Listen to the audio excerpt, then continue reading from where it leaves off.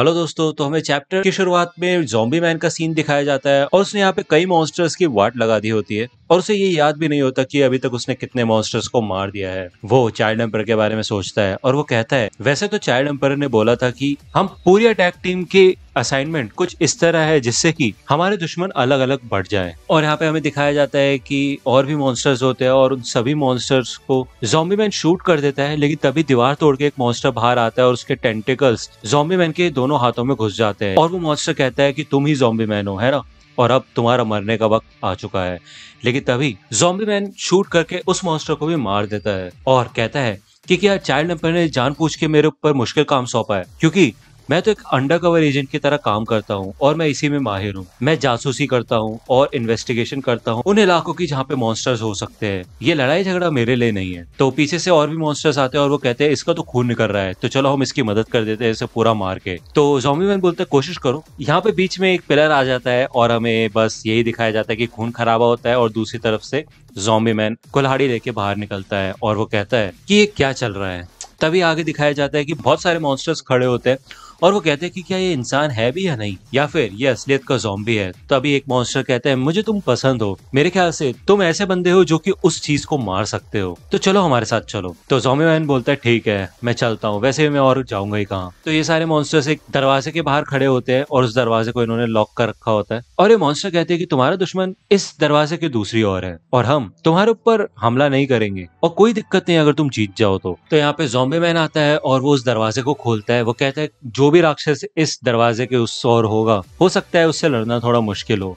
तभी zombie man को ऊपर से आवाज आती है कि मैंने तुम्हारा काफी इंतजार किया हीरो। तो ज़ॉम्बी मैन मन में सोचता है ये क्या है, कोई चमगादड़। और यहाँ पे उसके सामने प्योर ब्लड आ जाता है जो कि एक वेम्पायर होता है। ये दोनों एक दूसरे को देखते हैं और सारे के सारे मॉन्स्टर्स चिल्लाने लग जाते हैं कि चलो लड़ाई का समय हो चुका है, अब मारो उसे और डेथ मैच शोडाउन शुरू होने वाला है और हमारी एंटरटेनमेंट के लिए इतनी जल्दी मत मरना, चिंता मत करो, हम तुम्हारे मरने के बाद सारी साफ सफाई कर देंगे। और ये सारे मॉन्स्टर्स दरवाजा बंद कर देते हैं और कहते हैं कि बाहर से तुम्हें कोई परेशान करने नहीं आएगा, तो चिंता मत करो। तो ज़ॉम्बी मैन कहता है इन सबको तो देख के लग रहा है ये सब चाहते हैं कि तुम मरो, क्या तुम्हारी इनसे कोई बहस हुई थी? तुम तो एक ही थाली के चट्टे बट्टे हो, तो तुम दोस्ती नहीं कर सकते। तो प्योर ब्लड कहता है कि वो मुझे बस चिढ़ाने की कोशिश कर रहे हैं क्योंकि वो लोग मुझसे चलते हैं, छोटे लोगों की यही दिक्कत होती है। तो यहाँ पे हमें वेम्पायर और ज़ॉम्बी मैन को आमने सामने दिखाया जाता है, जहाँ पे एक तरफ क्लासेस हीरो होता है और उसके पास काफी कमाल के स्किल्स होते हैं, वही दूसरी ओर एक वेम्पायर होता है जो कि बाकी मॉन्स्टर्स को खाता है। और यहाँ पे एक मॉन्स्टर कहता है कि दोनों में से कोई भी मरे हमारे लिए तो अच्छा ही होगा, दोनों की पावर्स एकदम एक जैसी है और जो जीतेगा वो भी हमसे बच के जा नहीं पाएगा क्योंकि हम सारे मिलके उसको मार डालेंगे। तो अब तुम दोनों लड़ना शुरू कर सकते हो, दिखाओ हमें कि तुम कितने कमाल के हो। तो वेम्पायर कहता है कि ये सब बहुत ज्यादा बोल रहे हैं, कोई बात नहीं, मैं तुम्हें मारने के बाद इनको ही मारूंगा।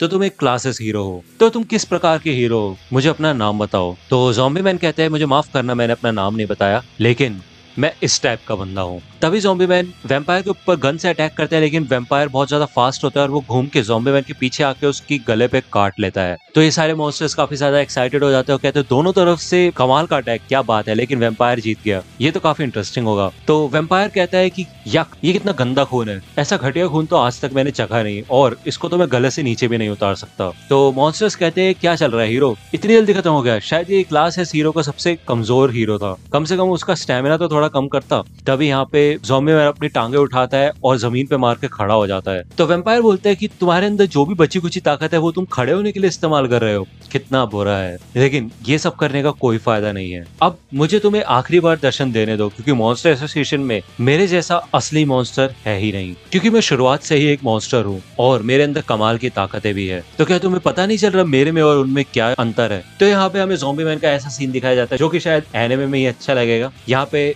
ज़ॉम्बी मैन काफी स्टाइल में अपनी गन्स को रिलोड करता है और कहता है भाड़ में जाओ और शूट कर देता है, लेकिन वेम्पायर मैन उसकी बुलेट्स को कैच कर लेता है और कहता है कि इन गोलियों को पकड़ना तो काफी ज्यादा आसान है और वो उन्हीं गोलियों को बिल्कुल गन की स्पीड में ही ज़ॉम्बी मैन की तरफ फेंकता है और ज़ॉम्बी मैन को यहाँ पे आंख पे, चेस्ट पे और पूरी बॉडी पे वो गोलियां लगती हैं और यहाँ पे ज़ॉम्बी मैन फिर से गिर जाता है। तो वेम्पायर कहता है देखो इसे कहते हैं जीत, चलो तालियां बजाओ। तो यहाँ पे कोई भी मॉन्स्टर ताली नहीं बजाता, तो वेम्पायर यही कहते हैं कि कैसे लोग हैं, कोई रिएक्शन ही नहीं दे रहे। तभी पीछे से फिर से ज़ॉम्बी मैन खड़ा हो जाता है और वेम्पायर कहता है ओह ये अभी भी खड़ा है। जो बुलेट्स मैंने तुम्हारी तरफ फेंकी थी उन्होंने तुम्हारे ज्यादातर ऑर्गन्स को डैमेज कर दिया होगा, और वैसे ही मुझे पूरा यकीन है कि तुम्हारी कैरोटिड आर्टरी भी जख्मी हो गई होगी, तो अब इसका खून क्यों नहीं निकल रहा? रुको, मैंने एक ऐसे हीरो के बारे में सुना था जो कि कभी मर नहीं सकता।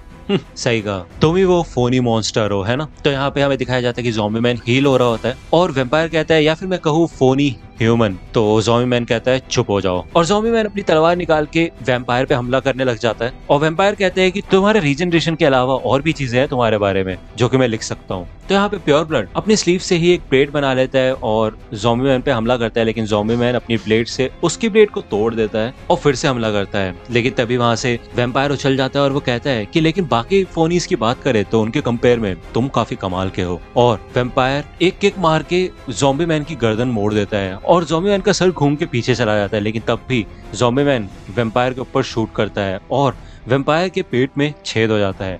यहाँ पे एक मॉन्स्टर वेम्पायर के ऊपर हंस रहा होता है और वो वेम्पायर उस मॉन्स्टर को उठा के बीच में से 2 हिस्से कर देता है और उसका खून पी लेता है। तभी वेम्पायर मैन भी हील हो जाता है और कहता है कि तुम्हें क्या लगता है सिर्फ तुम्हारे अंदर ही हीलिंग की पावर है? एक ऐसी प्रजाति जिसको टूल्स पे निर्भर रहना पड़ता है। तुम अपने आप को इतना बड़ा मत समझो, क्योंकि तुम्हारी हीलिंग पावर की भी एक लिमिट होगी और इसलिए मैं तुम्हारी बैंड बजाने वाला हूँ। तभी वेम्पायर मैन के अंदर से काफी सारे बैट्स निकलते हैं और वो ज़ॉम्बी मैन पे हमला करते हैं। तो यहाँ पे वो बैट्स 2-3 मॉन्स्टर्स को उठा के भी उनका खून सक कर लेते हैं और यहाँ पे वेम्पायर मैन भी उनमें से एक मॉन्स्टर का खून सक कर लेता है, जिसे देख के बाकी मॉन्स्टर्स डर जाते हैं और वो कहते हैं कि वेम्पायर मैन तो सबके खून का प्यासा है, तो यहाँ से भाग जाते हैं। तो ये सारे मॉन्स्टर्स वहां से निकल लेते हैं और वेम्पायर मैन मन में सोचता है कि सिर्फ 3 ही मॉन्स्टर की जरूरत पड़ी मुझे हील करने के लिए। इन सारे मॉन्स्टर्स का यहाँ होना अच्छी बात है। और तुम्हारा क्या चल रहा है? तो तुम क्या वैसे बन गए हो जैसा एक ज़ॉम्बी को होना चाहिए? तभी हमें दिखाया जाता है कि बेचारा एक बैट ज़ॉम्बी मैन के घाव में फंस जाता है और ज़ॉम्बी मैन कहता है कि अभी तो मेरी एक्सरसाइज भी नहीं हुई है, लेकिन तुम उसमें कुछ नहीं कर सकते और अब तुम असली लड़ाई के लिए तैयार हो जाओ।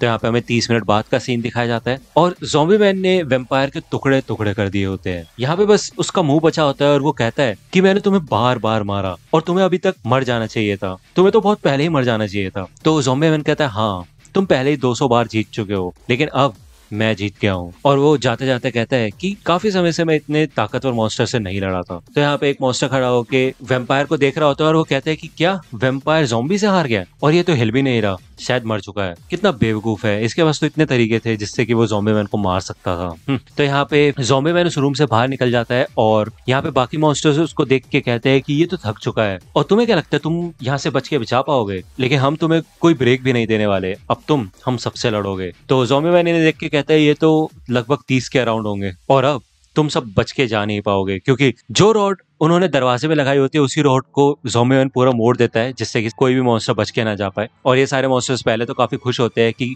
क्या बात है, ये तो बड़ा बेवकूफ है, इसको नहीं पता कि फाइटिंग स्ट्रेटेजी क्या होती है और लड़ा कैसे जाता है, और अब हम तुम्हें जमीन पे पकड़ के एक के बाद एक तुम पे अटैक करेंगे जिससे तुम हील ना हो पाओ। देखिए तभी वहां पे लड़ाइयाँ शुरू होती है, हमें आवाजें आती है दरवाजे के पीछे से और यहाँ ज़ॉम्बी मैन रूम से बाहर निकलता है और यहाँ ज़ॉम्बी मैन की हालत बहुत बुरी हो गई होती है, यहाँ तक कि जिस हाथ में उसने ब्लेड पकड़ रखी होती है वो हाथ भी उसका टूट के नीचे गिर जाता है। वो कहता है इसे हील होने में थोड़ा टाइम लगेगा, इतने मैं स्मोक कर लेता हूँ, मैं चाहता हूँ जल्द से जल्द ये चीज खत्म हो जाए। खून की बात नहीं है, लेकिन ये पसीना मुझे पसंद नहीं है। तो यहाँ पे 2 बड़े बड़े मॉन्स्टर्स या मैं कहूँ रोबोट्स आते हैं और यहाँ पे ज़ॉम्बी मैन आराम से बैठ के स्मोक कर रहा होता है और वो कहता है देखा जैसे ही मैंने बोला, और यहाँ पे वो अपनी सिगरेट फेंकता है और यहाँ पे हमें दिखाया जाता है कि चाइल्ड एम्परर ज़ॉम्बी मैन से या फिर मैं कहूँ बाकी सारे हीरोज से कांटेक्ट करता है और वो कहता है कि सावधान रहना, तुम अपना मिशन कंप्लीट करो और मॉन्स्टर एसोसिएशन के ज्यादा अंदर नहीं जाना, मुझे वगनमा मिल चुका है और मैं सरफेस पे जा रहा हूँ। और यहाँ पे हमें दिखाया जाता है कि ज़ॉम्बी मैन उन 2 मॉन्स्टर्स को भी हरा चुका होता है और वो कहता है कि क्या बात है,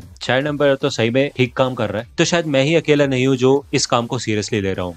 तो चलो ठीक है, अब मैं पूरी तरह से हील हो चुका हूँ, अब मैं आगे बढ़ता हूँ। पिग गॉड का सीन दिखाया जाता है और उसे देख के द ग्रेट फूड टब कहता है कि मैं इतने समय से इंतजार कर रहा था और ये बात तो है कि सब्र का फल मीठा होता है, इस बंदे को खा के तो मजा ही आ जाएगा। तुम लोग मेरे खाने के अलावा कुछ नहीं हो, मैं एक ग्लूटेनस मॉन्स्टर हूँ जो कि कुछ भी और सब कुछ खाता है और मैं तुम जैसे सारे हीरोज को निगल जाऊंगा। तो यहाँ पे वो पिग गॉड के ऊपर अटैक कर देता है। तो यहाँ पे इयान, ओकामा इताची और बुशेड्रिल होते हैं और इनको ऊपर से काफी तगड़ी आवाज आती है। तो इयान कहता है कि शायद कोई बंदा लड़ने में अपनी पूरी ताकत लगा रहा है, लेकिन अगर वो एक क्लासेस हीरो है तो डरने की कोई बात नहीं है। तो ये लोग अपनी ब्लेड्स निकाल लेते हैं और इयान कहता है हमें अपनी खुद की लड़ाई पे ध्यान देना होगा, क्योंकि हम इतने लकी है कि मास्टर ने हमको खुद एक्शन लेने के लिए कहा है। तो इसलिए अब हमें उन्हें अपने आप को प्रूफ करके दिखाना होगा और उनकी उम्मीदों पे खरा उतरना होगा। तो ये तीनों यहाँ पे खड़े होते हैं, तो सामने से मिस्टर नारंगी की जो फोर्स होती है, जिनको लव स्लेव्स बना लिया गया होता है, वो आ जाते हैं और वो भी पूरी तरह से लड़ाई के लिए तैयार होते हैं।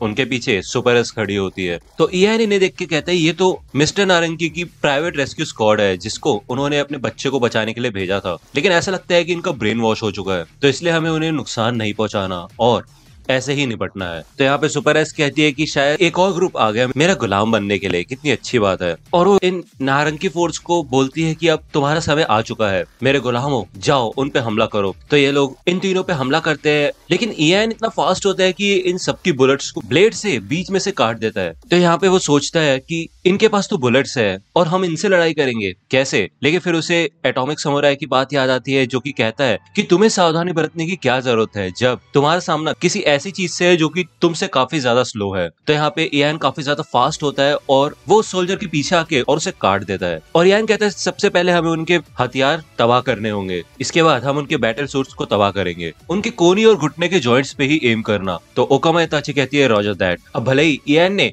उस सोल्जर के ऊपर अटैक किया होता है, लेकिन वो दीवार पे ठुक के फिर से इयान के ऊपर हमला कर देता है और अभी तक उसे कुछ नहीं हुआ होता है। तो इयान इसे देख के यही कहता है कि इसको हराना इतना आसान नहीं होगा। तो यहाँ पे सुपर एस अपना हंटर चलाती रहती है और वो कहती है बहुत अच्छे, आगे बढ़ते रहो और अपने नए कॉमरेड्स का स्वागत करो और इन्हें इतना मारना कि इनको याद रहे। तो यहाँ पे बुशीड्रिल के ऊपर 2 सोल्जर्स हमला कर देते हैं और यहाँ पे ओकामा इताची को पता चल जाता है कि शायद इन सब का ब्रेन वॉश उसी मॉन्स्टर ने कर रखा है। तो बुशीड्रिल इन दोनों को कहता है कि बेवकूफों अपनी आंखें खोलो। तो सुपर एस उसे देख के यही कहती है कि चाहे तुम जितनी मर्जी कोशिश कर लो, ये सब करना बेकार है, वो तुम्हारी बातें नहीं सुनेंगे। तो बुशीड्रिल कहता है कि इनकी ताकत काफी कमाल की है। तो यहाँ पे बुशीड्रिल का जो वेपन होता है, जिससे उसने उनके ब्लेड को रोक रखा होता है, उसमें से ब्लेड्स निकल जाती है और उनके हथियारों को तोड़ देती है। यहाँ पे ओकामा इताची के ऊपर तीर से हमला हो रहा होता है और वो अपनी ब्लेड से उनसे बचती जाती है। और यहाँ पे नारंगी फोर्स की 2 सोल्जर्स ओकामा इताची पे डायरेक्ट हमला करती है। ओकामा इताची यही कहती है कि ये कोई आम हॉस्टेज नहीं है,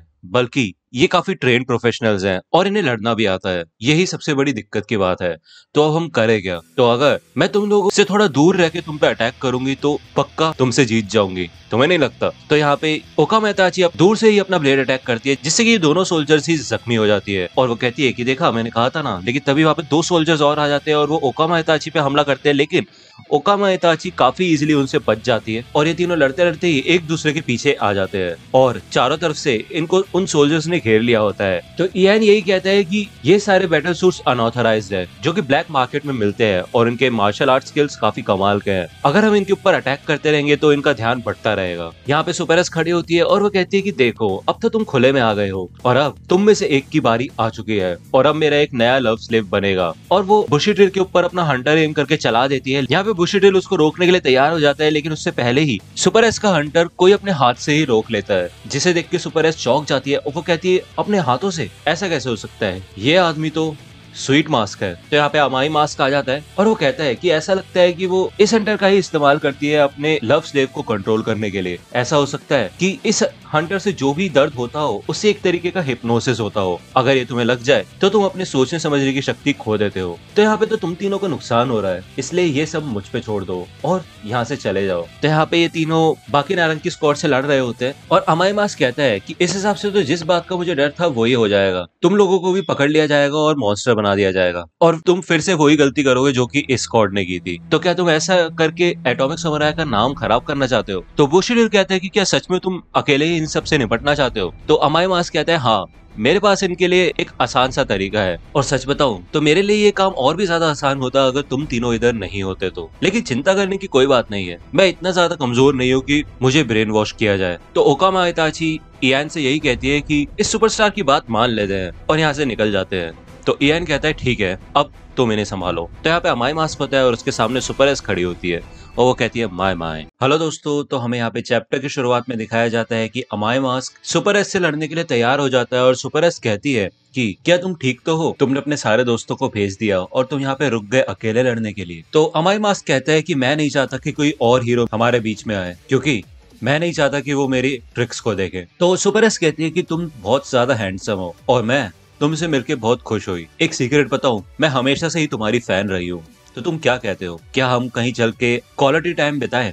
और यहाँ पे सुपर एस अपने मुंह का मास्क उतार लेती है और हमें दिखाया जाता है कि उसके बहुत बड़े बड़े दांत होते हैं और बहुत लंबी जीभ होती है, और वो कहती है कि अगर तुम मेरा ऑफर मानोगे तो शायद मैं इस नारंगी स्क्वाड की ब्रेन वॉशिंग हटा दूं और इन्हें नॉर्मल कर दूं। तो अमाई मास्क यही कहता है कि तुम्हें क्या लगता है मेरे साथ सौदेबाजी करने से कोई काम बनेगा? तुम बदसूरत मॉन्स्टर, अब तुम मरोगी। तो सुपर एस कहती है कि ये तो बहुत बुरा है स्वीट मास्क, मैं तुम्हें अपना बना के ही रहूंगी। तो यहाँ पे बुशिड्रिल, ओकामा इताची और इयान जा रहे होते हैं और ओकामा इताची यही कहती है कि ऐसा हो ही नहीं सकता, वैसे भी वो एक हीरो है तो वो ऐसा कुछ तो नहीं करेगा, है ना? तो इयान कहता है हाँ लगता तो मुझे भी ऐसा ही है, लेकिन एक बार उसने कई सारे मॉन्स्टर्स को मारा था जिनको डार्क शाइन ने पकड़ रखा था और आज वो बिल्कुल उसी दिन की तरह लग रहा था। तो ओकामा इताची कहती है लेकिन उस दिन जो मारे गए थे वो तो मॉन्स्टर्स थे ना, लेकिन इस बार तो वो सब इंसान है और उन्हें बस कंट्रोल किया जा रहा है। साथ ही साथ वो हमारी ही तरह यहाँ पे एक ही मकसद से आए थे, उस बच्चे को बचाने के लिए। तो मेरे ख्याल से उनको मारना तो गलत रहेगा। यहाँ दूसरी ओर हमें दिखाया जाता है कि सुपर एस इन सबको अमाई मास्क पे हमला करने के लिए कह देती है और जैसे वो लोग अमाई मास्क के पास आते हैं अमाई मास्क बिल्कुल तैयार हो जाता है, लेकिन उससे पहले ही इयान, बुशिड्रिल और ओकामा इताची आ जाते हैं और इन सब सोल्जर्स पे हमला कर देते हैं, जिसे देख के सुपर एस चौंक जाती है। सुपर एस अमाई मास्क के ऊपर हंटर चलाती है, लेकिन अमाई मास्क उसे दोबारा से अपने हाथ से रोक लेता है और सुपर एस का मुंह पकड़ के दीवार में मारता है। और यहाँ पे सारे के सारे नारंगी स्क्वाड के सोल्जर्स बेहोश हो चुके होते हैं और अमाई मास्क कहता है कि ये क्या बात हुई, मैंने तुम्हें कहा था ना वापस जाने के लिए। तो इयान कहता कि सारा काम बहुत आसानी से हो गया और हम तुम्हें शुक्रिया करते हैं कि तुमने उस हंटर से निपट लिया और हम तुम्हारा सिग्नल समझ गए थे कि हम थोड़ी देर के लिए वापस जाएं, जिससे कि दुश्मनों को लगे कि अब कम लोग हैं और हम अचानक से अटैक करें। तो ये अमाई मास्क शॉक हो जाता है और बुशिड्रिल कहता है बस बहुत हो गए यार, अब ये सारी बातें करने का कोई मतलब नहीं। अमाई मास्क हमें बताओ सच क्या है, क्या तुम इन्हें सच में मारने वाले थे? क्योंकि ऐसा करना एक क्लास ए हीरो के लिए अच्छी बात नहीं है। तो अमाई मास्क कहते हैं इन सबको मारना, ये क्या बकवास कर रहे हो, तुम ठीक तो हो ना? मुझे इन सबसे क्वेश्चंस पूछने थे और तुम यहाँ क्या कर रहे हो? एक तो तुमने मेरी बात नहीं मानी, ऊपर से जब मैं अपना काम कर रहा था तो तुमने उसमें टांग अड़ाई। भले ही यहाँ पे हम जीत गए, लेकिन वो भी सिर्फ इसलिए हुआ क्योंकि मैं सिचुएशन के साथ ढल गया था और अब मैं अपर मैनेजमेंट में तुम्हारी शिकायत करूंगा और जैसे ही तुम वहां वापस पहुंचोगे तब देखना तुम्हारे साथ क्या क्या होता है। तो ये सुन के ओकामा इताची को बहुत गुस्सा आ जाता है और कहते हैं कि तुम बोल क्या रहे हो।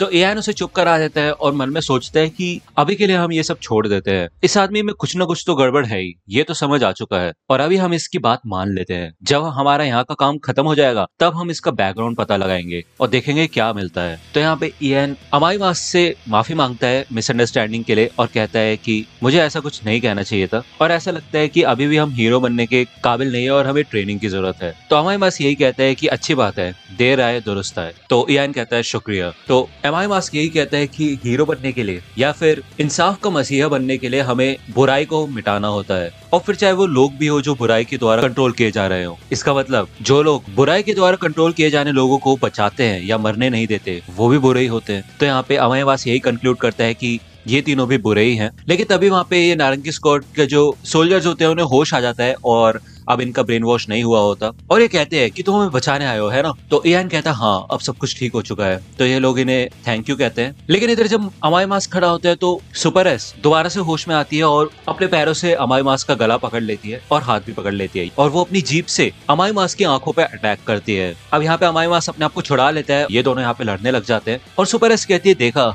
तुम्हारा ध्यान बढ़ गया था, और हमें दिखाया जाता है कि उसके पूरे फेस पे यहाँ पे क्रैक हो गया होता है, जिसे देख के सुपर एस कहती है तुम इंसान नहीं हो। और यहाँ पे अमाई मास्क फिर से उसका गला पकड़ लेता है और अपनी आंख को छुपा लेता है और यहाँ पे हमें दिखाया नहीं जाता लेकिन शायद अमाई मास्क सुपर एस को मार देता है। अब ये जब सोल्जर्स आते हैं और पूछते हैं कि क्या तुम ठीक हो, तो अमाई मास्क यही कहता है कि हाँ बस छोटा सा स्क्रैच है। तो ये सोल्जर्स पहचान जाते हैं कि ये तो स्वीट मास्क है और हमें यकीन नहीं होता कि यहाँ पे हमें कोई सेलिब्रिटी मिलेगा और हम क्या फोटो ले सकते हैं, मेरी टी शर्ट पे साइन कर दो और ऐसी कुछ बातें। तो अमाई मास्क इन तीनों को कहता है कि मैं बैटलफील्ड को नहीं छोड़ सकता, तो तुम इन सबको सरफेस पे ले जाओ और मुझे उम्मीद है कि तुम ऐसा कर सकते हो। तो इयान यही कहता है हाँ हमारे पास भी बैटल प्लान है, तो इन्हें तुम हमारे पास छोड़ दो। चैप्टर 104 की शुरुआत में हमें दिखाया जाता है कि यहाँ पे कुछ मॉन्स्टर्स होते हैं जो कि पहरा दे रहे होते हैं और तभी उनके सामने से यहाँ पे सुपर एस के सोल्जर्स बुशिड्रिल, ओकामा इताची और इयान को बंदी बना के ले जा रहे होते हैं। तो ये मॉन्स्टर्स पूछते हैं कि तुम जा कहाँ रहे हो? तो ये सोल्जर्स कहते हैं कि मिस्टर डुअस ने कहा है कि इन सारे हीरोज को लॉर्ड ग्योरोगोर के पास ले जाए। तो ये तीनों नाटक कर रहे होते हैं कि हमें माफ कर दो, हमें छोड़ दो, प्लीज। और बुशरेल कहता है कि ये कितना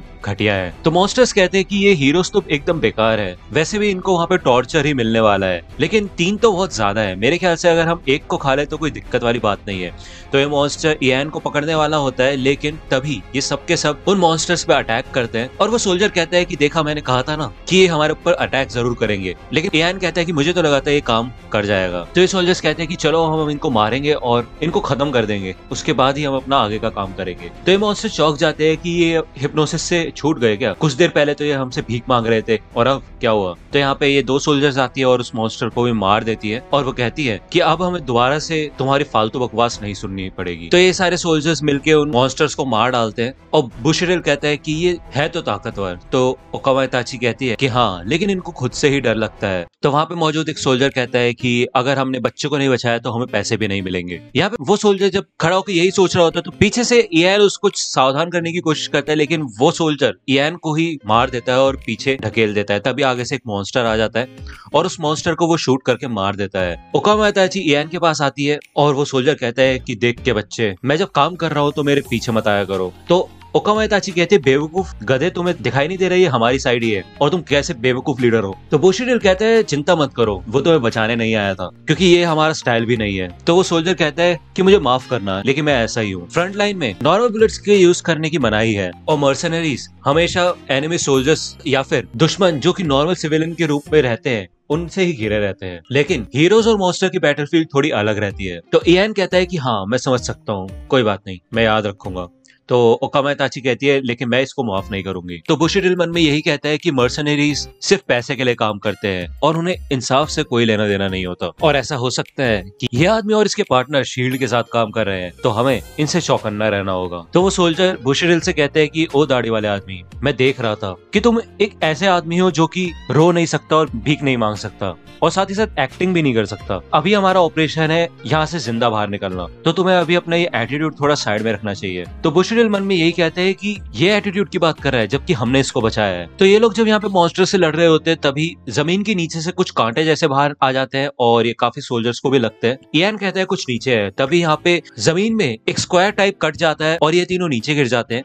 और इयान कहता है कि अब ऊपर का मामला तुम संभालो, हम नीचे देखते हैं। जब ये लोग नीचे गिरते हैं तो देखते हैं कि सामने डेविल लॉन्ग हेयर खड़ा हुआ है। बुशरेल कहता है इसका मतलब इसका हथियार इसके बाल है, और ओकामा इताची कहती है कितना अच्छा आदमी है, ये मुझे टेम्प्ट कर रहा है, भले ही एक मॉन्स्टर है और मैं एक हीरो हूँ, लेकिन ये तो एक अंधा प्यार है। तो इयान ओकामा इताची से कहता है कि अपनी एयर ब्लेड यूज करो, देखते हैं वो कैसे रिएक्ट करता है। ओकामा नहीं, फिर से नहीं, उसको फिर से एक मॉन्स्टर से प्यार हो गया है। यहाँ पे बुशरेल चिल्ला के बोलते हैं कि ओ बेवकूफ, अपने काम पे ध्यान दे। तो ओकामा इताची कहती है कि तुम मुझे बेवकूफ क्यों बोल रहे हो, तुम्हें जलन हो रही है ना। तो बुशरेल कहता है कि क्या मैं इसको काट सकता हूँ। तो इयान कहता है शांत हो जाओ और यहाँ पे फालतूगिरी करना बंद करो। तुम्हें याद है ना, हम मास्टर के ऊपर के बोझ को हल्का करने आए हैं, है ना, हमें ये रेस्क्यू ऑपरेशन पूरा करना होगा जल्द से जल्द। अगर हम धीरे काम करेंगे तो शर्म के मारे हम मास्टर से नजरें भी नहीं मिला पाएंगे। तो यहाँ पे हमें एटॉमिक समुराई का सीन दिखाया जाता है जो कि अकेले ही बहुत सारे मॉन्स्टर्स को मार रहा होता है। तो ओकामा इताची कहती है हाँ बिल्कुल सही कहा, तुम एक अच्छे आदमी हो, लेकिन मुझे ऐसा करना ही पड़ेगा, मुझे माफ करना कि मैं तुम्हारी फीलिंग्स का रिस्पॉन्स नहीं दे सकती और मैं तुम्हें रिजेक्ट करती हूँ। तो यहाँ पे डेविल लॉन्ग हेयर बस खड़े होकर इनके ड्रामेबाजी देख रहा होता है और यहाँ पे ओकामा इताची अपना एयर ब्लेड अटैक करती है जो कि एक लॉन्ग रेंज अटैक होता है। बुशरेल यही कहता है कि ये काफी कमाल की टेक्निक है और इसका सामना तो कोई कर ही नहीं सकता।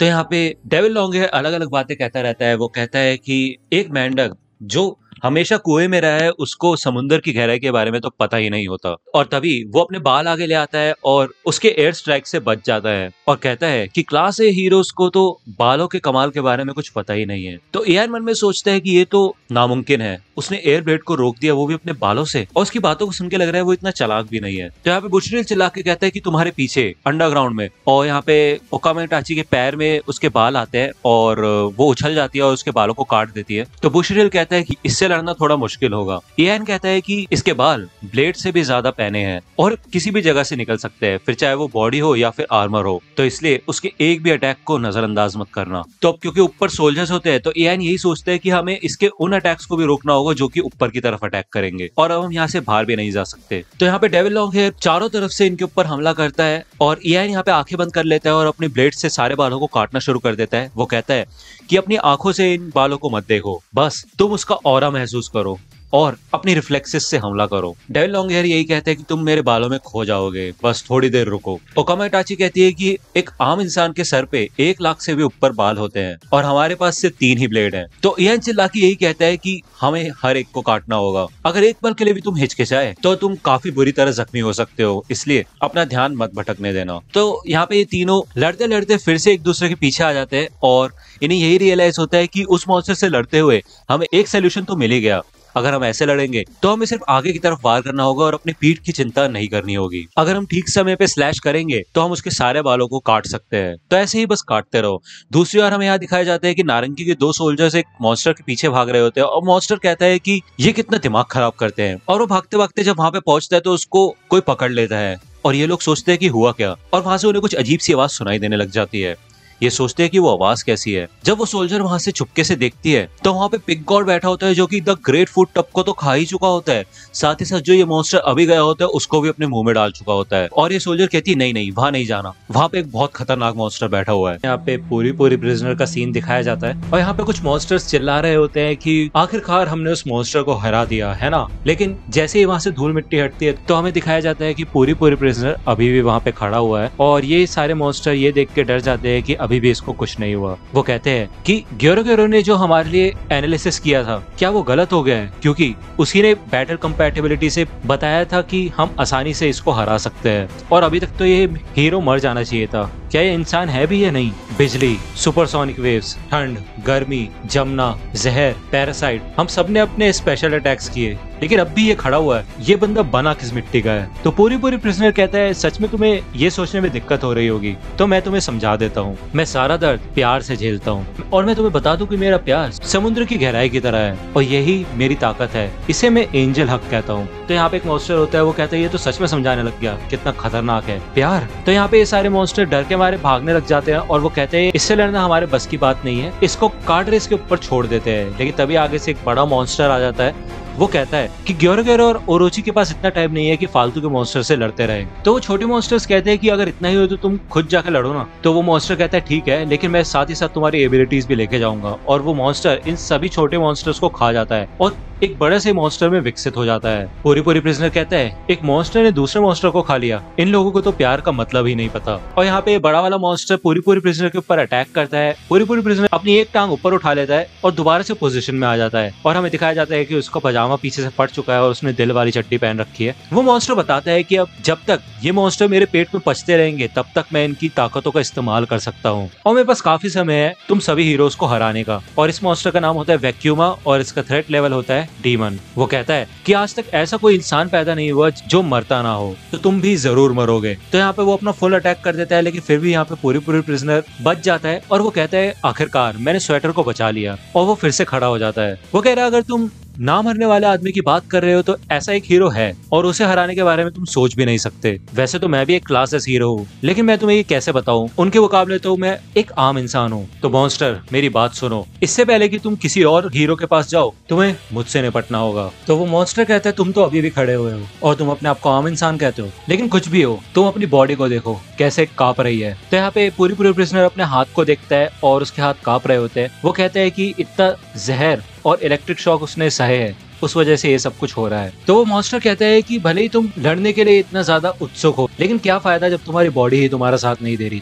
तो पूरी प्रिजनर वहां पे मौजूद एक पिलर पे अपनी उंगली टच करता है और वो सारी की सारी वाइब्रेशंस उसकी बॉडी से बाहर निकल जाते हैं और उस पूरे पिलर पे और उसके आसपास वाले एरिया पे क्रैक आ जाता है। तो वो मॉन्स्टर कहते हैं ये क्या किया तुमने, ये किस टाइप की पावर थी। तो पूरी प्रिजनर कहते हैं लगता है इस सारे प्यार का नतीजा शायद एक नई पावर थी जिसे मैं कहूंगा वाइब्रेशन एंजल। और यहाँ पे उसके पंख टाइप निकल जाते हैं और वो उस मॉन्स्टर पे अटैक करता है और उसे एक ही पंच में खत्म कर देता है। तभी पीछे से पूरी प्रिजनर के प्रिजनर मॉन्स्टर्स आ जाते हैं और वो कहते हैं ये तो खुद ही एक मॉन्स्टर है और अब हम इसको इंसान तो मान ही नहीं सकते क्योंकि ये बहुत ज्यादा ताकतवर हो चुका है। पूरी प्रिजनर उनकी आवाज पहचान जाता है और ये मॉन्स्टर्स यही बात कर रहे होते हैं कि ये कितनी घटिया बात है, हमने खुद इसको इतनी बार मारने की कोशिश की है और सोचा इसकी गर्दन उड़ा दे, लेकिन इसकी स्किन ही इतनी टफ है कि कोई भी ब्लेड या रेजर इसके ऊपर काम ही नहीं आती थी। लेकिन आज वो दिन आ गया है जब हम इसे मार डालेंगे और आज हम अपना बदला लेंगे। तो ये लोग पूरी प्रिजनर पे हमला करने आते हैं, लेकिन पूरी प्रिजनर इनको देख के काफी ज्यादा खुश हो जाता है और वो पूछता है कि तुम्हें हुआ क्या है, तुम तो पूरी तरह से मॉन्स्टर बन चुके हो। तो यहाँ पे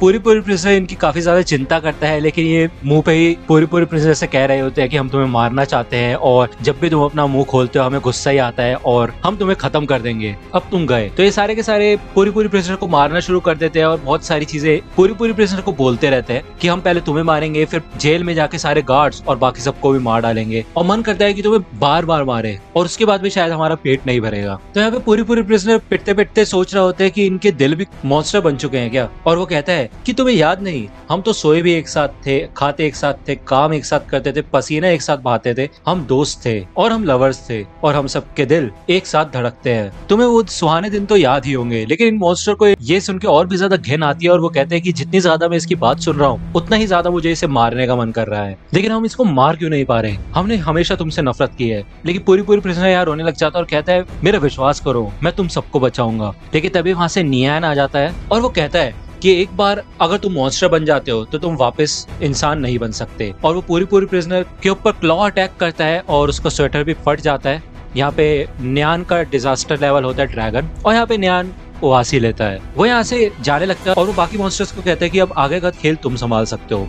तो क्योंकि यहाँ पे पूरी प्रिजनर का स्वेटर फट चुका होता है तो उसे गुस्सा आता है, वो उनके ऊपर अटैक करने जाता है, लेकिन बीच में ये मॉन्स्टर्स आ जाते हैं। पूरी प्रिजनर कहता है कि भले ही तुम कहते हो कि इन सबको इंसान नहीं बनाया जा सकता, लेकिन जब तक इनके दिल इंसानों वाले हैं तब तक मैं उम्मीद नहीं छोड़ूंगा और मैं अपने बॉयफ्रेंड्स को बचाऊंगा, क्योंकि प्यार के साथ कुछ भी नामुमकिन नहीं होता। यहाँ पे ये मॉन्स्टर और भी ज्यादा चिढ़ जाते हैं क्योंकि पूरी प्रिजनर इनको बॉयफ्रेंड्स बोला होता है। वो सबके सब इस पे अटैक करते हैं, लेकिन यहाँ पे पूरी प्रिजनर को कुछ नहीं होता, बस उसके कपड़े फट जाते हैं और उसके बॉडी के बाल दिखने लग जाते हैं। तो न्यान इसे देख के सोचते हैं कि क्या इतना ज्यादा पिटने की वजह से अचानक से विकसित हो गया, ऐसे ही कुछ, क्या सारे इंसान ऐसे ही होते हैं, कितना खतरनाक है। पूरी प्रिजनर कहते हैं मेरे ऊपर तो असलियत के पंख आ गए। तो सारे मॉन्स्टर्स कहते हैं कि तुम्हें दिख नहीं रहा ये तुम्हारी बॉडी के बाल हैं। तो पूरी प्रिजनर कहते हैं इससे तो मेरा डिफेंसिव सुधर गया है और अब मैं डायरेक्ट उस बिल्ली पे हमला कर सकता हूँ और मुझे अपने बॉयफ्रेंड की चिंता करने की जरूरत नहीं है। अब यहाँ पे न्यान पूरी प्रिजनर से लड़ना नहीं चाहता होता और वो 3 मिलीमीटर के गैप से निकल के भाग जाता है। पूरी प्रिजनर यही सोच रहा होता है कि ये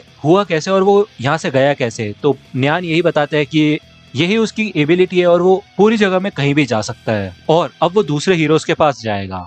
बाय। लेकिन यहाँ पे पूरी प्रिजनर हार नहीं मानता और वो अपने स्विमिंग स्किल्स का इस्तेमाल करते हुए कंक्रीट के अंदर डाइव लगा देता है और कंक्रीट टूट भी जाता है। वो न्यान का पीछा नहीं छोड़ता और ये इधर उधर घूम फिर के वहीं पे आ जाते हैं जहाँ पे ये प्रिजनर्स होते हैं और यहाँ पे न्यान पूरी प्रिजनर से बच के भाग रहा होता है। जब यहाँ पे पूरी प्रिजनर आता है तो ऊपर से चट्टाने गिरती है जिससे कि सारे के सारे प्रिजनर मॉन्स्टर्स मर जाते हैं और पूरी प्रिजनर ने इनको गलती से मार दिया होता है। इस वजह से वो और भी ज्यादा दुखी हो जाता है और वो रोने लग जाता है। वो कहता है कि तुम्हारा बलिदान जाया नहीं जाएगा, तुम्हारी वजह से ही मुझे एक नया गिफ्ट मिला है जो कि ये नई टेक्निक है। उनमें से एक मॉन्स्टर हल्का सा जिंदा होता है, वो यही कहता है भाड़ में जाओ और पूरी प्रिजनर कहता है कि मैं तुम्हारी मौत का बदला जरूर लूंगा। हेलो दोस्तों, तो हमें चैप्टर की शुरुआत में यहाँ पे पूरी प्रिजनर का सीन दिखाया जाता है और वो कहता है कि वो बिल्ली उसने कहा था कि वो बाकी हीरोज के पास जाएगा, लेकिन मेरे को इसकी बात समझ नहीं आती। वो जिसके पास भी जाए उसको पछतावा ही होगा, बाकी हीरोज से निपटने से अच्छा तो वो मुझसे निपट लेता। तो यहाँ पे हमें डार्कशाइन का सीन दिखाया जाता है और वो बग गॉड से लड़ रहा होता है या फिर मैं कहूँ डिफेंस कर रहा होता है। जी हाँ दोस्तों, यहाँ पे बग डार्कशाइन अपने हाथों को क्रॉस करके बस खड़ा रहता है और बग गॉड उसके ऊपर लगातार हमला कर रहा होता है।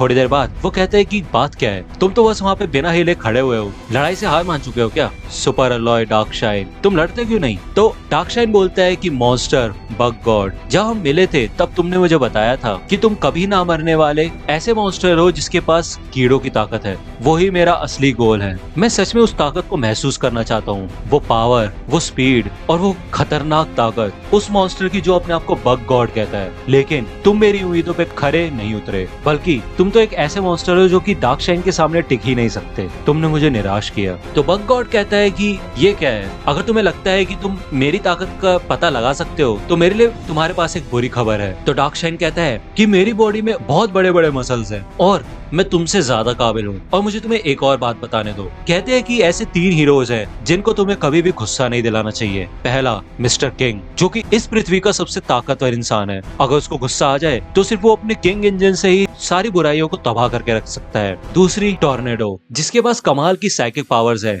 अगर उसको गुस्सा आ जाए तो वो तुम्हें मिट्टी में मिला देगी, जिससे कि तुम्हारी लाश भी नहीं मिलेगी। और तीसरा है तुम्हारा काला और चमकीला सुपर एलॉय डार्कशाइन। अगर तुमने मुझे गुस्सा दिलाया तो ये मसल्स तुम्हें छोड़ेंगी नहीं। तो अब मैं तुम्हें बताऊंगा कि मुझे गुस्सा दिलाने का क्या अंजाम होगा। तो यहाँ पे बग गॉड कहता है कि इतने समय से जिस हीरो हंटर को तुम पकड़ने की कोशिश कर रहे हो उसके मुक्कों से मेरा कुछ नहीं बिगड़ा था। मेरी पूरी बॉडी एक लोहे के किले की तरह है और मैं अपनी इस बॉडी से इतनी ताकतवर पंचेस कर सकता हूँ या फिर हमले कर सकता हूँ जिनको झेलना तुम जैसे मैमल्स के बस की है ही नहीं। तुम कह सकते हो कि मेरा पूरा शरीर ही एक हथियार की तरह है और तुम्हारे मसल्स तो सिर्फ दिखावे के लिए है। मैं तुम्हारे मसल्स का कीमा बना के रख सकता हूँ और तुम्हें कीड़ों का खाना बना सकता हूँ। तो यहाँ पे बग गॉड अपने 6 के 6 हाथों से डार्कशाइन के ऊपर हमला करता है। यहाँ पे थोड़ी देर डार्कशाइन खड़ा रहता है और वो एक ही पंच में बग गॉड को खत्म कर देता है और वो कहता है, देखा मैंने कहा था ना, तुम बहुत जल्दबाजी करते हो। मुझे तो खुद भी नहीं पता कि मैं अपनी बॉडी को कैसे नुकसान पहुंचा सकता हूँ। तभी वहाँ पे भूकंप सा आने लग जाता है और सब कुछ हिलने लग जाता है और डार्कशाइन कहता है कि जरूर कोई ना कोई कार्डरे से लड़ रहा है। शह,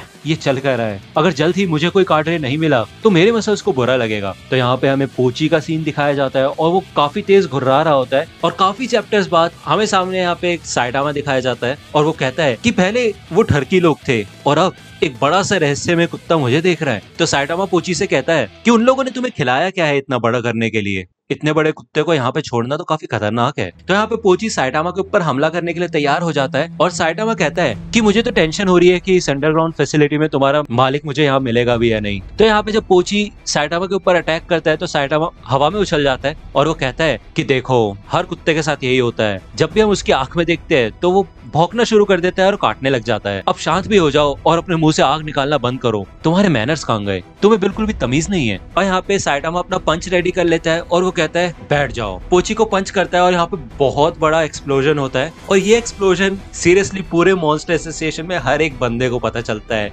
zombie man, pig god, homeless emperor, पूरी prisoner, flashy flash, tornado, blizzard, king, bomb, atomic samurai और यहाँ पे मॉन्स्टर्स को भी पता चलता है, ग्योरो ग्योरो, ब्लैक स्पर्म और नियान। और दूसरी ओर यहाँ पे वगन्मा, चाइल्ड एम्परर, डार्कशाइन एलॉय, अमाई मास्क और सरफेस के ऊपर भी इधर सेकिंगर होता है। और सपोर्ट टीम के बाकी हीरोज भी सोचते हैं कि ये काफी तेज आवाज थी, हुआ क्या?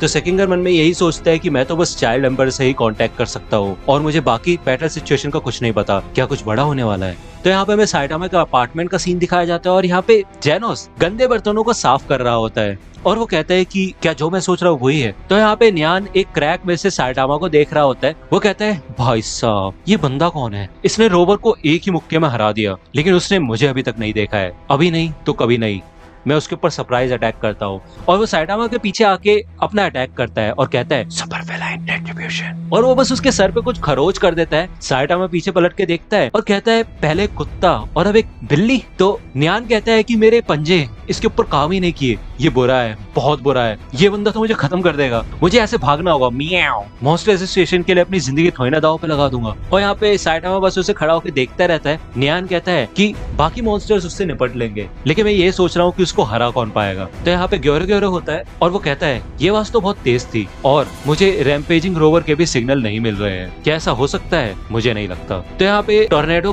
ग्योरो ग्योरो के पास आ जाती है और कहती है कि क्या टेंशन हो रही है? मेरे ख्याल से वो आवाज तुम्हारे कार्ड रेस की हारने की थी, तो बोलो तुम ही बॉस हो ना। तो ग्योरो ग्योरो यहाँ पे खड़ा हो जाता है या फिर मैं कहूँ हवा में उड़ने लग जाता है और वो कहता है कि मुझे खुशी है कि तुम इधर आई, मेरे बेस ऑफ ऑपरेशंस में तुम्हारा स्वागत है और मैं वैसे भी तुमसे खुद ही निपटना चाहता था। टॉर्नेडो ऑफ टेरर, एक कमाल की साइकिक, मेरा नाम ग्योरो ग्योरो है और मैं मॉन्स्टर एसोसिएशन का मिलिट्री एडवाइजर हूँ और मैं ही वो हूँ जो मॉन्स्टर की एक दुनिया बनाएगा। तो टॉर्नेडो कहती तो क्या हुआ, तुम ही बॉस हो, है कि नहीं? तो यहाँ पे ग्योरो ग्योरो अपनी आंख बंद करता है और वो कहता है मरो, और वो टॉर्नेडो के ऊपर आसपास मौजूद सारे मलबे से अटैक करता है। ग्योरो ग्योरो ने सारे के सारे पत्थरों को टॉर्नेडो के ऊपर मार के एक बड़ी सी बॉल बना दी होती है और वो अपनी पूरी फोर्स से टॉर्नेडो को दबा रहा होता है। लेकिन तभी वहां पे एक धमाका होता है और टॉर्नेडो इन सबसे आजाद हो जाती है और कहती है कि बस इतना ही कर सकते हो, और वो अपनी एक ही उंगली से बिल्कुल छोटे छोटे पत्थरों के पीसेस को ग्योरो ग्योरो की तरफ फेंकती है और ग्योरो ग्योरो वहां पे जख्मी हो जाता है। वो कहता है कि इसने तो मेरा बैरियर भी तोड़ दिया। ये सिचुएशन तो बहुत बुरी है, लेकिन कोई बात नहीं, ये पीछे हटने का समय थोड़ी ना है, इस वजह से मैं तुमसे अपने असली रूप में लड़ूंगा। तो टोर्नेडो, क्या तुम पहली बार अपने सामने इतने बड़े साइकिक को देख रही हो? तो अच्छे से एंजॉय करना। तो यहाँ पे ग्योरो अपनी पावर से ग्रेविटी बहुत ज्यादा बढ़ा देता है, जिससे कि टोर्नेडो जमीन पे आ जाती है और यहाँ पे ग्रेविटी 300 गुना बढ़ा दी गई होती है। और ग्योरो कहता है कि मैं तुम्हें एक सूखे हुए परसिमोन की तरह कुचल दूंगा। टोर्नेडो कहती है कि हाँ, तुमने सही कहा था, तुम बहुत कमाल के साइकिक हो, लेकिन क्या तुम मेरे राइट शोल्डर पे थोड़ा और प्रेशर डाल सकते हो? क्या है ना, मैंने एक नई तकिया खरीदी है, उससे मेरे कंधों में काफी दर्द हो रहा है। तो यहाँ पे ग्योरो और भी ज्यादा कॉन्सेंट्रेट करता है, लेकिन उसके बाद टोर्नेडो सिर्फ अपनी आंखों से ग्योरो का हर एक पार्ट घुमाने लग जाती है, जब तक उसके हर एक बॉडी पार्ट टूटने नहीं लग जाता। ग्योरो यहाँ पे दर्द से चिल्लाने लगता है और कहता है रुको रुको। और वो मन में सोचता है कि ये लड़की कितनी खतरनाक है, मुझे तो इसकी ताकतों के बारे में पता ही नहीं था, और इसकी बहन तो इसके सामने कुछ है ही नहीं, मुझसे बहुत बड़ी गलती हो गई। तो यहाँ पे ग्योरो कहता है कि मुझे पता चल चुका है कि तुम कितनी ताकतवर हो और मेरा खेल यहाँ पे खत्म हो चुका है, लेकिन क्या सच में तुम्हें मेरे को इतनी ज्यादती से मारने की कोई जरूरत है? कितनी बुरी हो तुम, टोर्नेडो ऑफ टेरर। तो यहाँ पे टोर्नेडो कहती है कि क्या बोल रहे हो तुम, अभी तो मैंने तुम्हारी असली बॉडी को भी बाहर नहीं निकाला है। तो ग्योरो यहाँ मन में सोचते है कि क्या इसको ये भी पता चल गया, इससे पंगा लेके गलती कर दी, इस हिसाब से तो मैं सिर्फ एक ही चीज कर सकता हूँ। तो यहाँ पे ग्योरो लॉर्ड ओरोची का नाम चिल्लाने लग जाता है और कहता है कि मेरी मदद करो और इसको आके खत्म कर दो, लॉर्ड ओरोची। तो यहाँ पे टोर्नेडो खड़ी होती है और वो कहती है ओरोची, मेरे ख्याल से ये नाम मैंने कहीं सुना है। तो ग्योरो कहता है कि हाँ, भले मैं यहाँ का कमांडर हूँ, लेकिन मॉन्स्टर किंग ओरोची हमारा बॉस है, यहाँ तक कि मैंने ही उसको बनाया है, फिर भी मैं उसकी ताकत का सामना नहीं कर सकता क्योंकि वो एक असली मॉन्स्टर है। तो अब टोर्नेडो, तुम्हारा खेल खत्म होने वाला है। तो यहाँ पे शांति होती है और टोर्नेडो भी वेट कर रही होती है कि कब ओरोची आएगा, और वो कहती है कि कोई नहीं आ रहा। तो यहाँ पे ग्योरो मन में सोचते हैं कि ये तो बहुत अजीब है, वो मेरे हुक्म को टाल तो नहीं सकता क्योंकि मैंने शुरुआत से ही उसका ब्रेन वॉश कर रखा है। तो टोर्नेडो कहती है कि शायद उसके पास यहाँ पे आके तुम्हें बचाने के लिए टाइम ना हो, या फिर हो सकता है ना कि वो किसी और हीरो के साथ लड़ रहा हो। मुझे पता है कि कोई भी हीरो मेरे सामने टिक नहीं सकता, लेकिन फिर भी वो क्लास एज हीरोज है और होते तो स्ट्रॉन्ग है। तो यहाँ पे ग्योरो सोचते हैं कि क्या ओरोची किसी ऐसे दुश्मन के पास गया है जो कि इससे भी ज्यादा ताकतवर है। तो यहाँ पे ग्योरो टोर्नेडो को रोक देता है और कहता है शांत हो जाओ, हम बातचीत कर लेते हैं।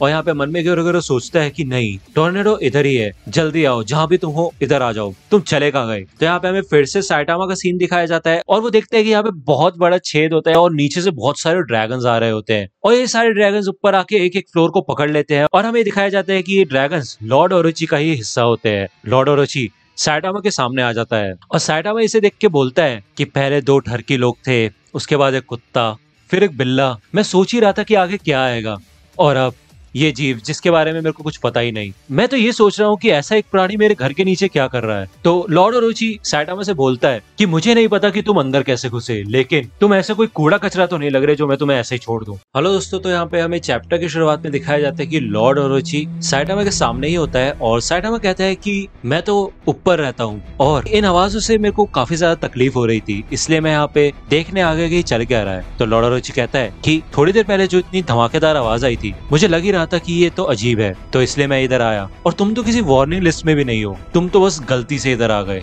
अगर मैंने तुम्हें यहाँ पे खत्म नहीं किया तो तुम हमारे लिए खतरा बन सकते हो। तो यहाँ पे लॉर्ड ओरोची साइटामा के ऊपर अपने हॉर्न से हमला करता है, लेकिन थोड़ी देर बाद साइटामा मलबे पे से उठ के ओरोची का हॉर्न पकड़ता है और बोलता है कि ये हम कौन है, तुम क्या कहना चाहते हो कि मेरे घर के नीचे तुम्हारा पूरा ग्रुप रहता है, और फिर चाहे तुम कितने भी खतरों के बारे में बात करो, तुम्हें ये तो मानना पड़ेगा कि मेरे ऊपर ही सब अटैक करे जा रहे हैं, मैं तो बस अपने आप को बचा रहा हूँ। तो यहाँ पे हमें दिखाया जाता है कि लॉर्ड ओरोची के हॉर्न को जहाँ से साइटामा ने पकड़ रखा होता है वो एरिया पूरा क्रैक हो चुका होता है, और यहाँ पे लॉर्ड ओरोची अपने मुंह से फायर ब्लास्ट करता है, लेकिन साइटामा उससे बच जाता है। वो कहता है कि बच गया, मैंने कहा ना शांत हो जाओ, तुम तो फिर से हमला कर रहे हो। और हमें यहाँ पे पूची का सीन दिखाया जाता है जिसके होश उड़ गए होते हैं, लेकिन वो अभी भी मरा नहीं होता, वो फिर से उठ जाता है और घुर्राता है। लॉर्ड ओरोची कहता है ओवरग्रोन रोवर तो अभी भी जिंदा हो, इस इंसान को मार डालो। और यहाँ पे साइटामा कहता है कि तुमने इसे जला दिया, और वो पीछे मुड़ के तिरछी नजरों से रोवर को देखता है। यहाँ पे रोवर भागना शुरू करता है, लेकिन हमें दिखाया जाता है कि वो उल्टी ही दिशा में भाग रहा होता है, और वो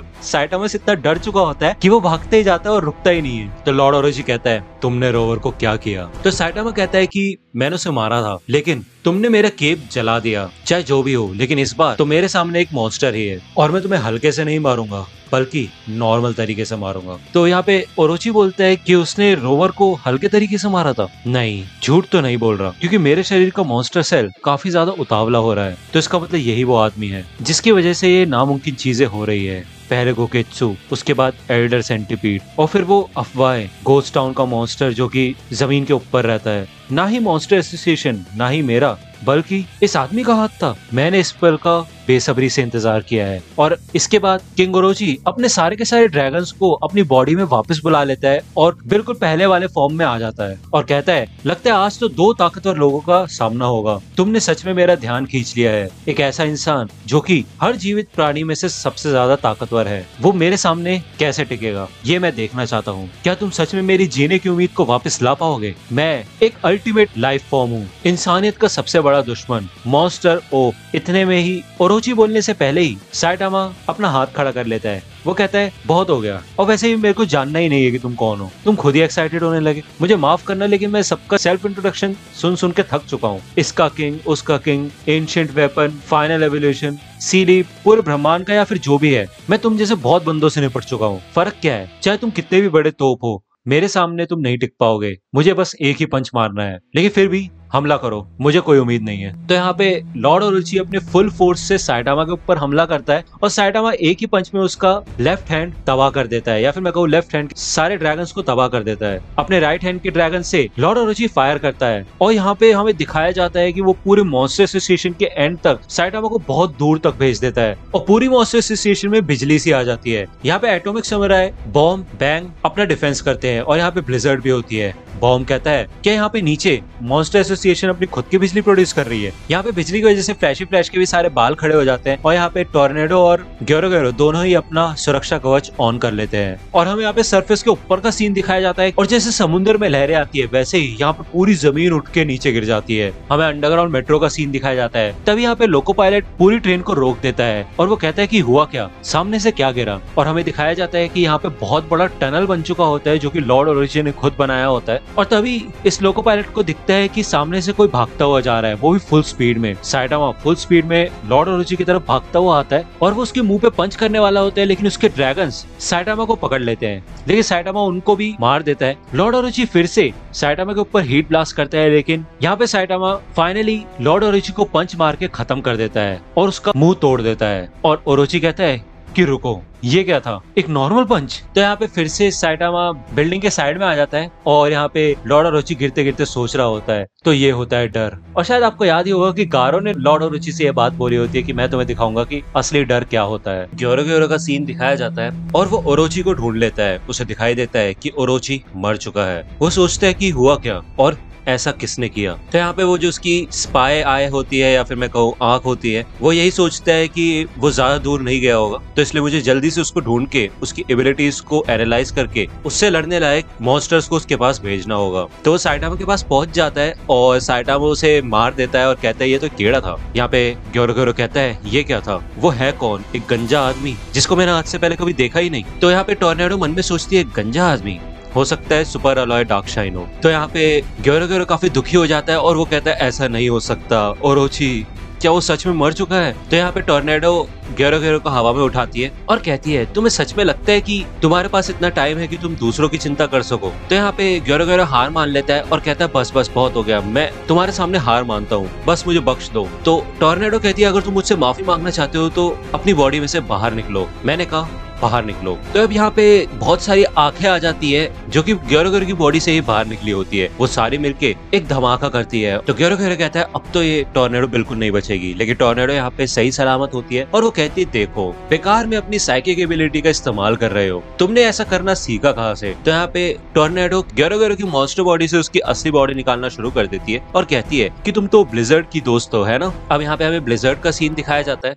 और सिल्वर फैंग बोलता है कि तुम एकदम से रुक क्यों गई, तुम्हारी तबीयत ठीक नहीं लग रही। तो यहाँ पे ब्लिजर्ड कहती है कि मेरी बहन टॉर्नेडो वो आसपास ही है और वो किसी से लड़ते हुए अपनी साइकिक पावर्स का पूरा इस्तेमाल कर रही है और ऐसा वो बहुत कम ही करती है। तो यहाँ पे बॉम्ब बोलते साइकिक पावर्स, सिल्वर फैंग बोलता है इसका मतलब हो सकता है कि उसका दुश्मन भी उतना ही खतरनाक होगा, है ना? तो ब्लिजर्ड कहती है हाँ, मुझे भी लग रहा है। ऐसा लगता है कि आगे और भी खतरनाक मॉन्स्टर्स हमारा इंतजार कर रहे हैं। अगर इस लेवल की लड़ाई है तो ये हम सबके लिए ही जानलेवा है। तो सिल्वर फैंग बोलता है कि इसका मतलब गारो ही हमारा अकेला दुश्मन नहीं है जिससे हमें संभलना है। ब्लिज़र्ड कहती है मुझे नहीं पता किंग कैसा होगा। तो बॉम्ब यही बोलता है कि उसे कोई प्रॉब्लम नहीं होगी, और मैंने भी सुना है कि किंग बहुत ज्यादा ताकतवर है, तो इसलिए हमें आगे बढ़ते रहना चाहिए। और वैसे भी हमें नहीं पता कि वो मॉन्स्टर्स हमारे साथ क्या चाल चल रहे होंगे। तो यहाँ पे किंग को पहले का सीन याद आता है जब ये सब बात कर रहे होते हैं, और ब्लिज़र्ड कहती है कि ये जगह बहुत बड़ी है, तो इसलिए सबसे बेस्ट आइडिया ये है कि हम 2 ग्रुप में बढ़ जाते हैं। और तुम भी ऐसा ही सोच रहे थे किंग, है ना? तो यहाँ पे किंग बोलता है कि 4 लोग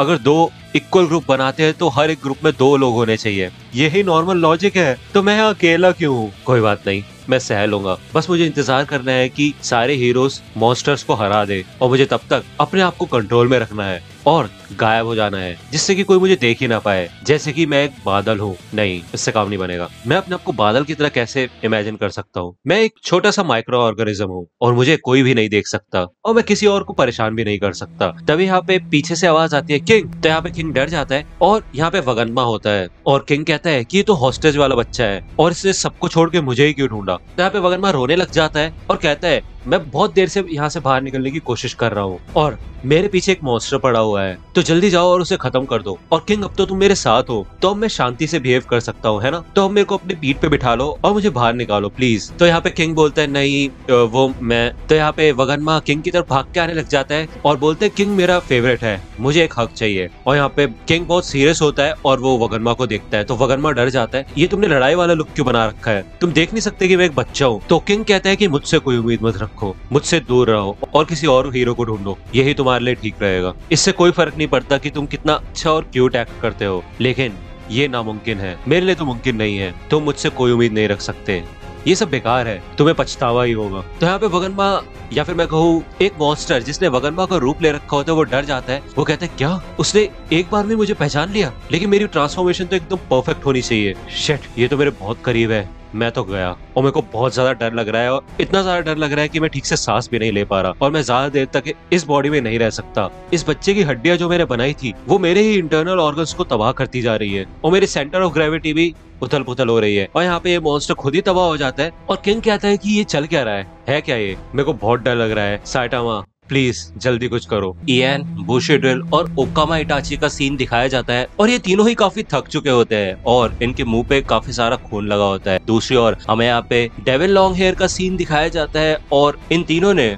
उसके सारे के सारे बाल काट दिए होते हैं। और डेविल लॉन्ग हेयर कहता है कि मेरे सारे बाल काट दिए, और वो नीचे गिर जाता है। तो ओकामा इटाची कहती है कि हम जीत गए, लेकिन हमने तो बस उसके ऊपर अटैक किया और उसके सारे के सारे बाल काट दिए। तो यहाँ पे इयान नीचे बैठता है और कहता है कि कितना खतरनाक दुश्मन था और उसकी ताकतें भी कितनी खतरनाक थी। तभी हमें दिखाया जाता है कि ऊपर से नारिक के स्क्वाड का लीडर पूछता है कि क्या सब ठीक तो चल रहा है ना? हमने ऊपर सबको खत्म कर दिया है। तो बुशिड्रिल ऊपर देखता है और कहता है कि भले हम 3 थे, लेकिन फिर भी ये दुश्मन काफी ज्यादा खतरनाक था। अगर हम सिर्फ एक ही लड़ रहे होते तो कभी भी उससे जीत नहीं पाते। क्या ऐसे और भी हो सकते हैं? अगर ऐसा है तो उनसे लड़ना काफी ज्यादा मुश्किल होगा। तो इयान यही कहता है कि लेकिन हमें मास्टर के बारे में चिंता करने की कोई जरूरत नहीं है। तभी यहाँ पे हमें दिखाया जाता है कि एटॉमिक समुराई एक ही स्वाइप में अपने आसपास मौजूद सारे मॉन्स्टर्स को मार देता है, और कहता है कि सही है, पहले इनको अपने पास बुलाओ और फिर एक बार में ही सारे के सारे मॉन्स्टर को मार दो। तभी एटॉमिक समुराई कहता है कि क्या एक मॉन्स्टर मेरे अटैक से बच गया? तभी हमें दिखाया जाता है कि सामने स्वॉर्ड ड्यूअल एग्जीक्यूशनर खड़ा होता है, और वो कहता है कि मैंने अपनी पूरी जिंदगी अपनी इस तलवार पे लगाई है, और तुम्हारे खून से मुझे और भी ज्यादा ताकत मिलेगी,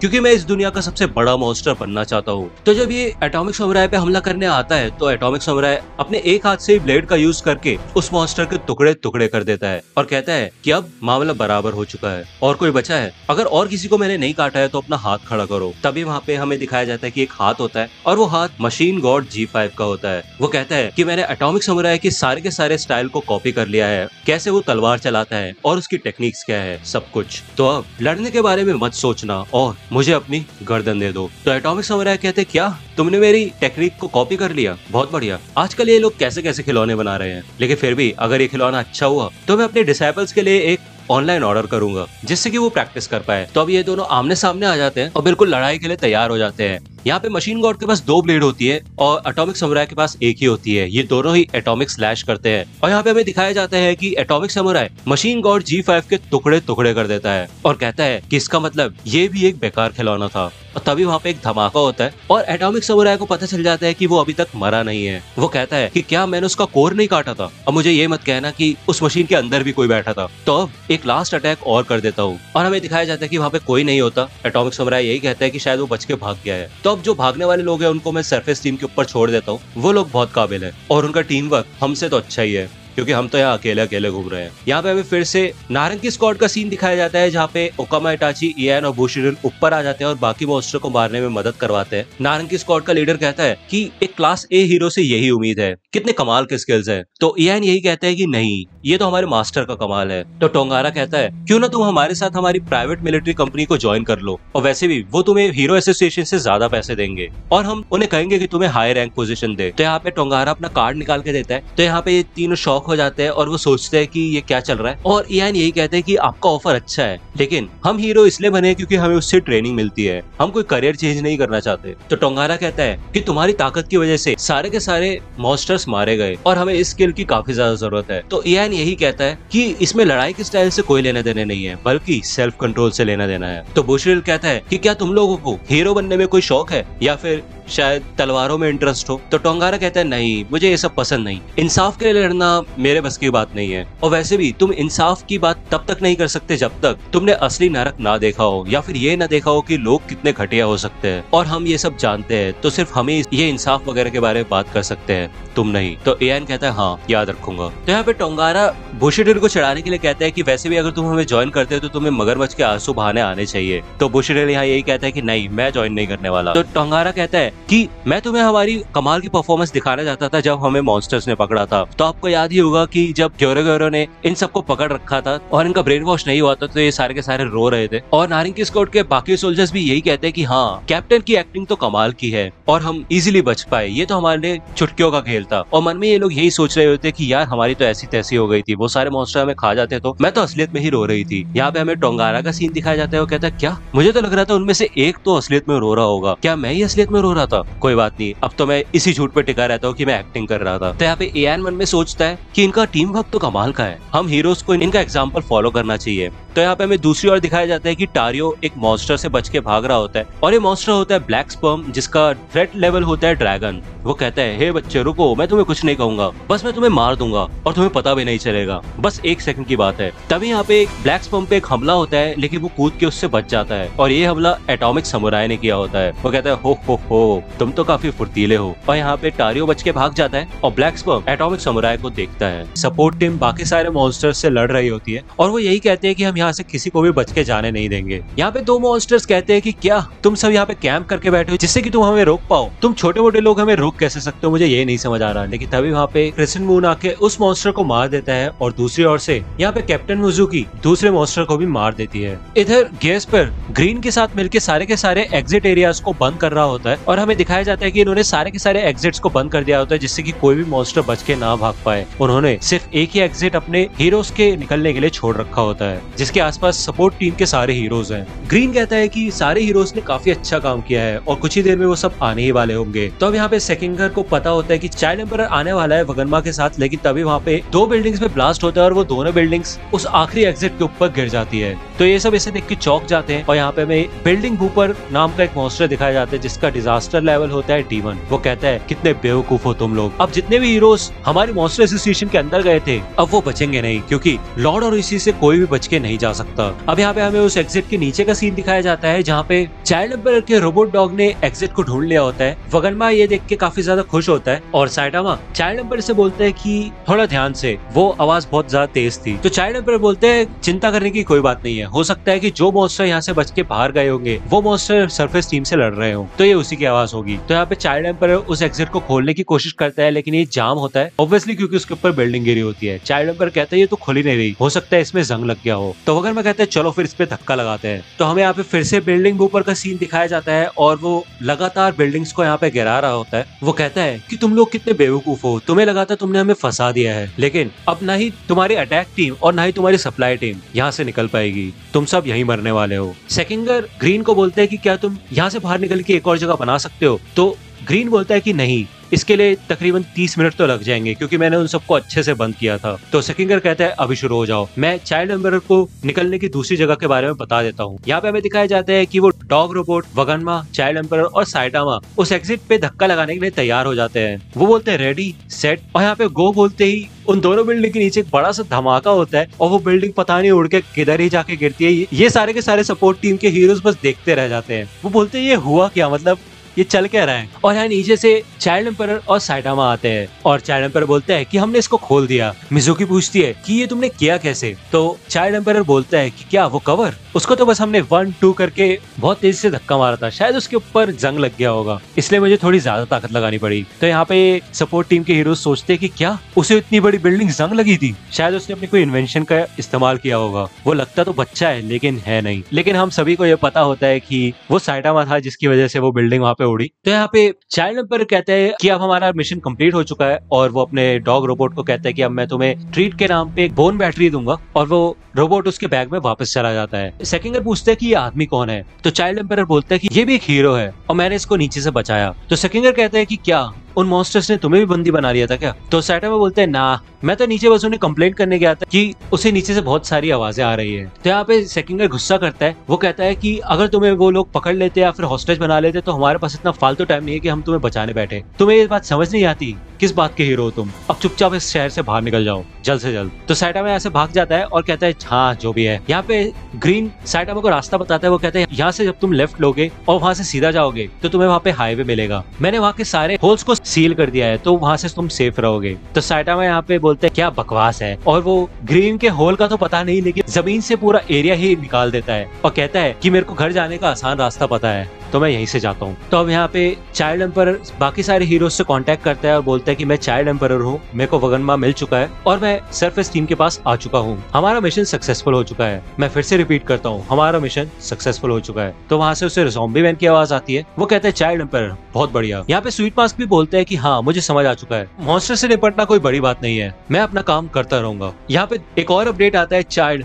ये नहीं कुछ खास नहीं। तो चाइल्ड एम्परर बोलता है क्या मेरे को कुछ आवाज सुनाई दे रही है, मुझे समझ नहीं आ रहा। तो दूसरी ओर से आवाज आती है कि हाँ मैं अपना खाना पचा रहा हूँ। तो चाइना पर समझ जाता है कि ये पिग गॉड है। यहाँ पे एटॉमिक समुराई भी अपना अपडेट देता है, वो कहता है कि मैं थोड़ा बिजी हूँ, मुझे यहाँ पे एक छोटा बच्चा मिला था और मैं सबसे नीचे वाले फ्लोर पे हूँ। तो वगन्मा मन में सोचते है कि वो तो टारियो है, क्या वो अभी भी जिंदा है। एटॉमिक समुराई बोलता है कि मुझे लग रहा था कि वो कोई मॉन्स्टर होगा लेकिन ऐसा लगता है कि वो बच्चा ही है क्योंकि एक मॉन्स्टर उसके ही पीछे भाग रहा था, एक छोटा सा काला मॉन्स्टर, तो मुझे लगता है कि वो इंसान ही होगा। तो लोकेशन तो मेरे को ठीक से नहीं पता लेकिन मैं उसके पीछे जा रहा हूँ। तो अब यहाँ पे ये डिस्कनेक्ट हो जाते हैं और चाइल्ड एम्परर बोलता है कि वो बच्चा दिखता कैसा था, हुआ क्या, लेकिन उनका कुछ कांटेक्ट नहीं हो पाता। चाइल्ड एम्परर कहता है कि वो जगह काफी ज्यादा बड़ी है और हो सकता है कि उन्होंने और भी ज्यादा जेलें बना रखी हो। तो वगन्मा पॉइजन से कहता है कि क्या तुम जाके उसकी मदद करोगे। तो चाइल्ड एम्परर कहता है कि मैं अभी वापस आता हूँ। तो वगन्मा कहता है कि नहीं नहीं तुम नहीं, तुमने अपना सीक्रेट वेपन पहले से ही मुझे बचाने के लिए यूज कर दिया था, तो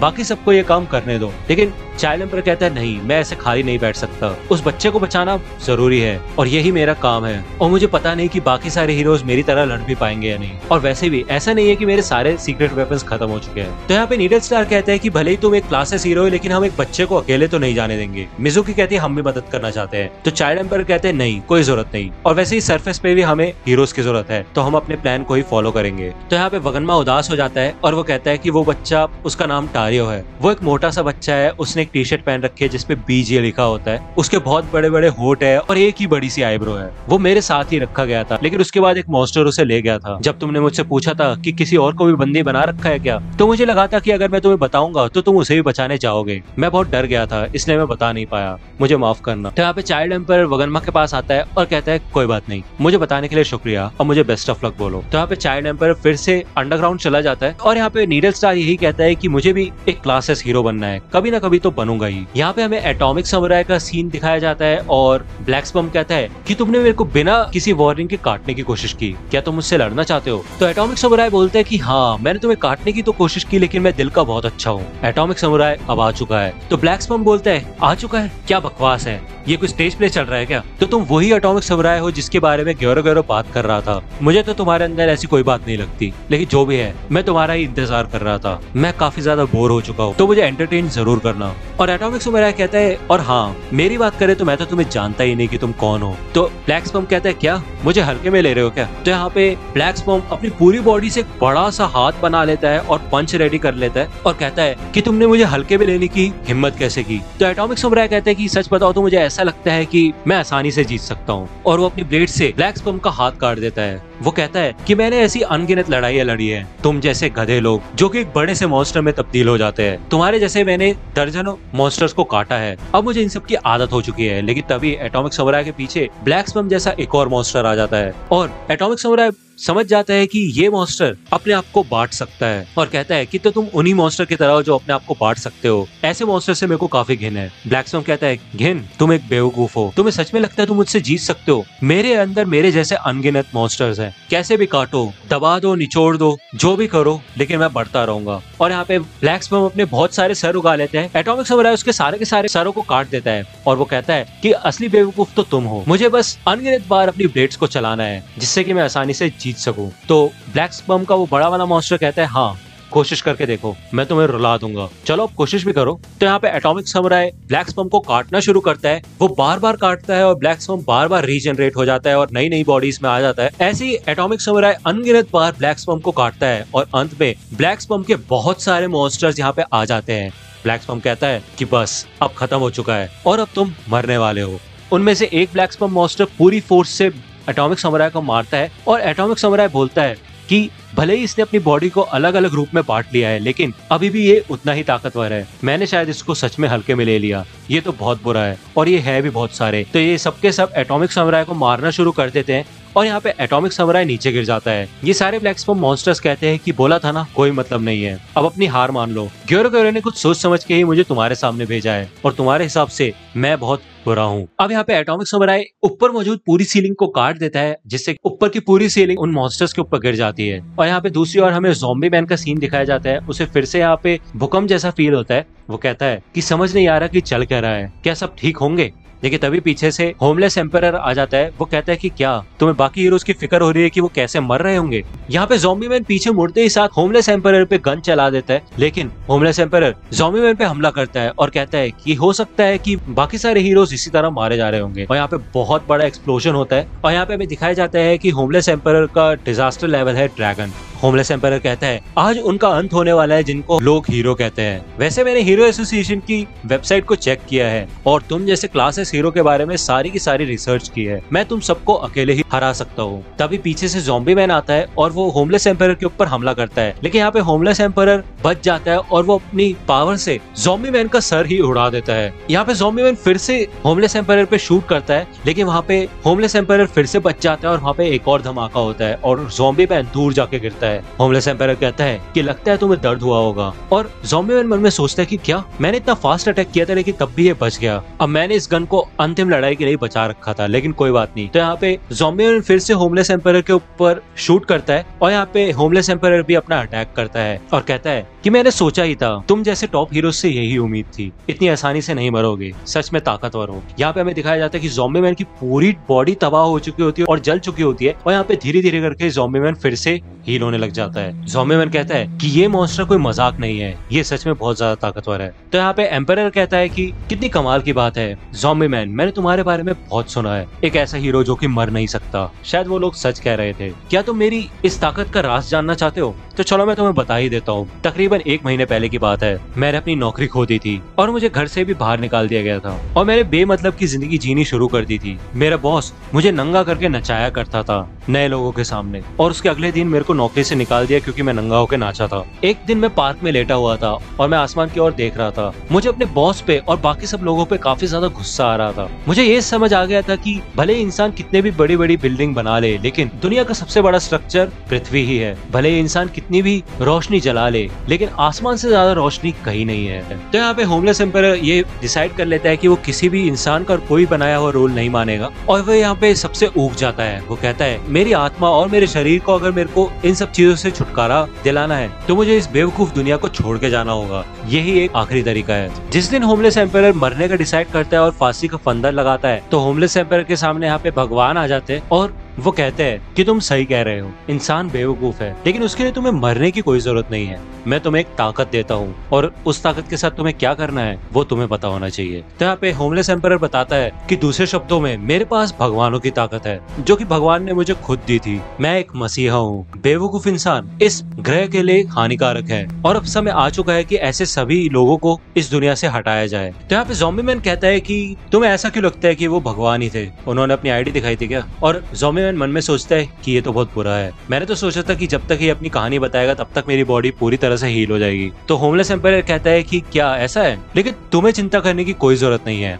बातचीत बहुत हो गई और तुम्हारे ऐसे बिहेवियर की वजह से अब तुम मरोगे और पृथ्वी में वापस चले जाओगे। तो यहाँ पे हमें साइटामा का सीन दिखाया जाता है और वो कहता है कि क्या ये तो शायद फाउंडेशन है, बस उम्मीद करता हूँ कि मेरा घर ना टूटे। अमाई मास्क का सीन दिखाया जाता है और वो यहाँ पे मॉन्स्टर एसोसिएशन के अंदर ही घूम रहा होता है और कहता है कि एटॉमिक समुराई के मैसेज के हिसाब से इन मॉन्स्टर्स ने एक और बच्चे को पकड़ रखा है। ये लड़ाई खत्म होने में तो बहुत देर लग रही है, तो इस वजह से शायद मेरे को आज रात के मैगजीन इंटरव्यू को कैंसिल करना पड़ेगा। वो कहता है कि अभी तो उसका फिल्म शूट भी बाकी है, लेकिन अपने शेड्यूल के बारे में बाद में सोच लूंगा। और यहाँ पे हमें दिखाया जाता है कि अमाई मास्क ने अपने हाथ में एक मॉन्स्टर का सर पकड़ रखा होता है और वो मॉन्स्टर कहता है कि इससे अच्छा तो मुझे मार ही दो। तो अमाई मास्क कहते हैं ये तो तुम पे डिपेंड करता है, अब मुझे ये बताओ ये है क्या। तो अमाई मास्क उस मॉन्स्टर को एक कमरे में लेके आता है और वहाँ पे बहुत बड़े बड़े स्टोरेज रखे होते हैं और उसमें कुछ सेल्स जैसा तैर रहा होता है। तो वो मॉन्स्टर बताता है कि ये एक ऐसी मशीन है जो कि लॉर्ड ओरिजी के सेल्स का इस्तेमाल करके मॉन्स्टर सेल्स को बनाती है। इन मॉन्स्टर सेल की मदद से ही हम इंसानों को मॉन्स्टर्स बना सकते हैं। तो अमाई मास्क कहते हैं कि अच्छा तो ये है मॉन्स्टर सेल्स, तो इस हिसाब से हमें ओरोची को ही खत्म करना पड़ेगा जिससे कि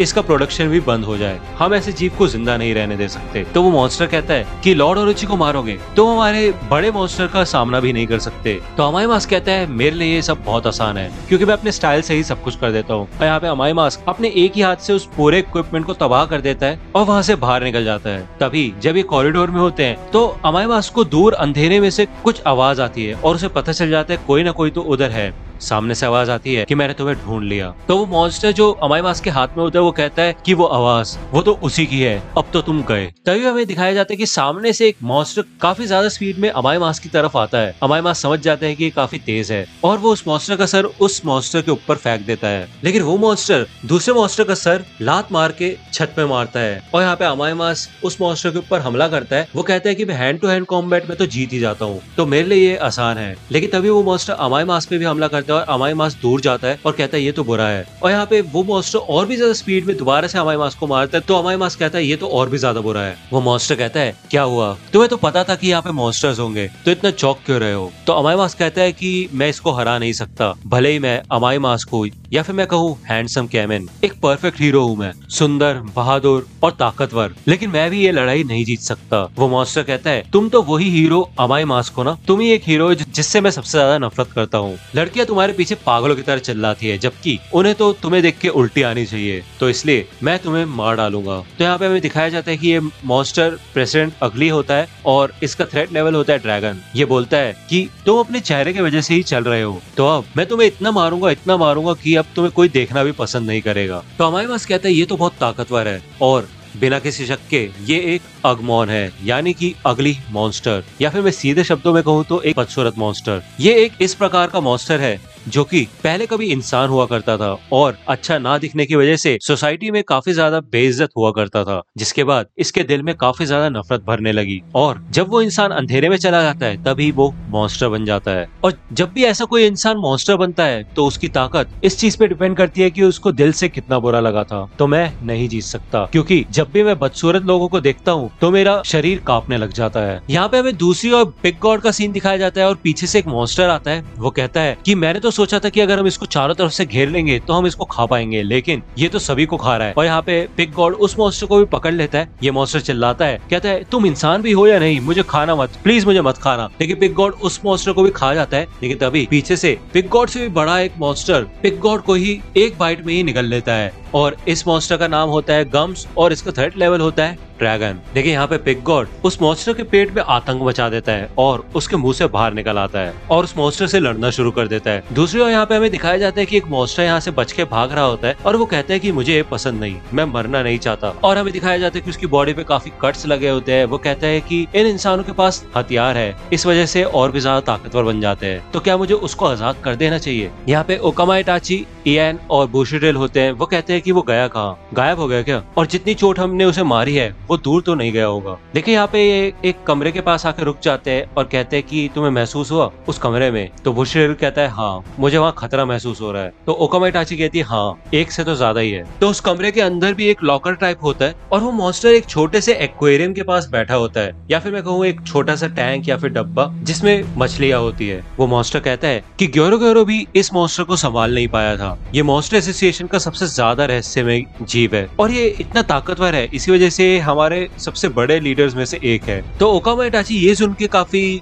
चौंक जाती है और वो मॉन्स्टर उस डब्बे को या फिर मैं कहूँ उस एक्वेरियम को नीचे गिरा देता है और उन्हें आजाद कर देता है। तो यहाँ पे हमें एक मॉन्स्टर दिखाया जाता है, फिर मैं कहूँ बहुत सारे मॉन्स्टर्स दिखाए जाते हैं जो कि पिराना मछली की तरह होते हैं और उनका नाम होता है मैड डॉक्टर फिश। इनका थ्रेट लेवल होता है टाइगर। वो उस मॉन्स्टर के ऊपर ही हमला करने लग जाते हैं। वो मॉन्स्टर कहता है कि ये तुम क्या कर रहे हो, मैं तुम्हारी साइड ही हूँ। और वो पूरा पानी और वो मछलियां सब उस मॉन्स्टर को घेर के खाना शुरू कर देती है और उसका स्केलेटन तक वहाँ नहीं छोड़ती। ये तीनों उसे देख के काफी ज्यादा चौंक जाते हैं, ये दूर दूर खड़े हो जाते हैं। और ओकामा इटाची कहती है कि ये पानी तो हिल रहा है और बुशिरेल कहता है कि पीछे रहो वरना ये तुम्हें भी उसी की तरह खा जाएगा। यहाँ पे इयान के ऊपर वो सारी मछलियां हमला करती है, लेकिन इयान उनको अपनी ब्लेड से काट देता है और कहता है कि इन मछलियों से निपटना तो आसान है। लेकिन तभी वहाँ पे एक पानी की धार सी आती है जिससे कि इयान की ब्लेड ही पूरी कट जाती है और हमारे सामने यहाँ पे ये मॉन्स्टर दिखाया जाता है जिसका थ्रेट लेवल होता है ड्रैगन और उसका नाम होता है इवल मिनरल वाटर। और यहाँ पे ये कहते हैं कि मास्टर ने हमें अभी तक पानी को काटना नहीं सिखाया है। पूरी प्रिजनर का सीन दिखाया जाता है और वो यहाँ पे अभी भी डाइव मार मार के दीवारें तोड़ रहा होता है। वो यहाँ पे एक अलग ही जगह पे आ जाता है। वो कहता है कि वो बिल्ला कहाँ गया, मैं तो इतना गहराई में आ चुका हूँ लेकिन फिर भी वो दिख नहीं रहा कहीं। यहाँ पे भी दिखाया जाता है कि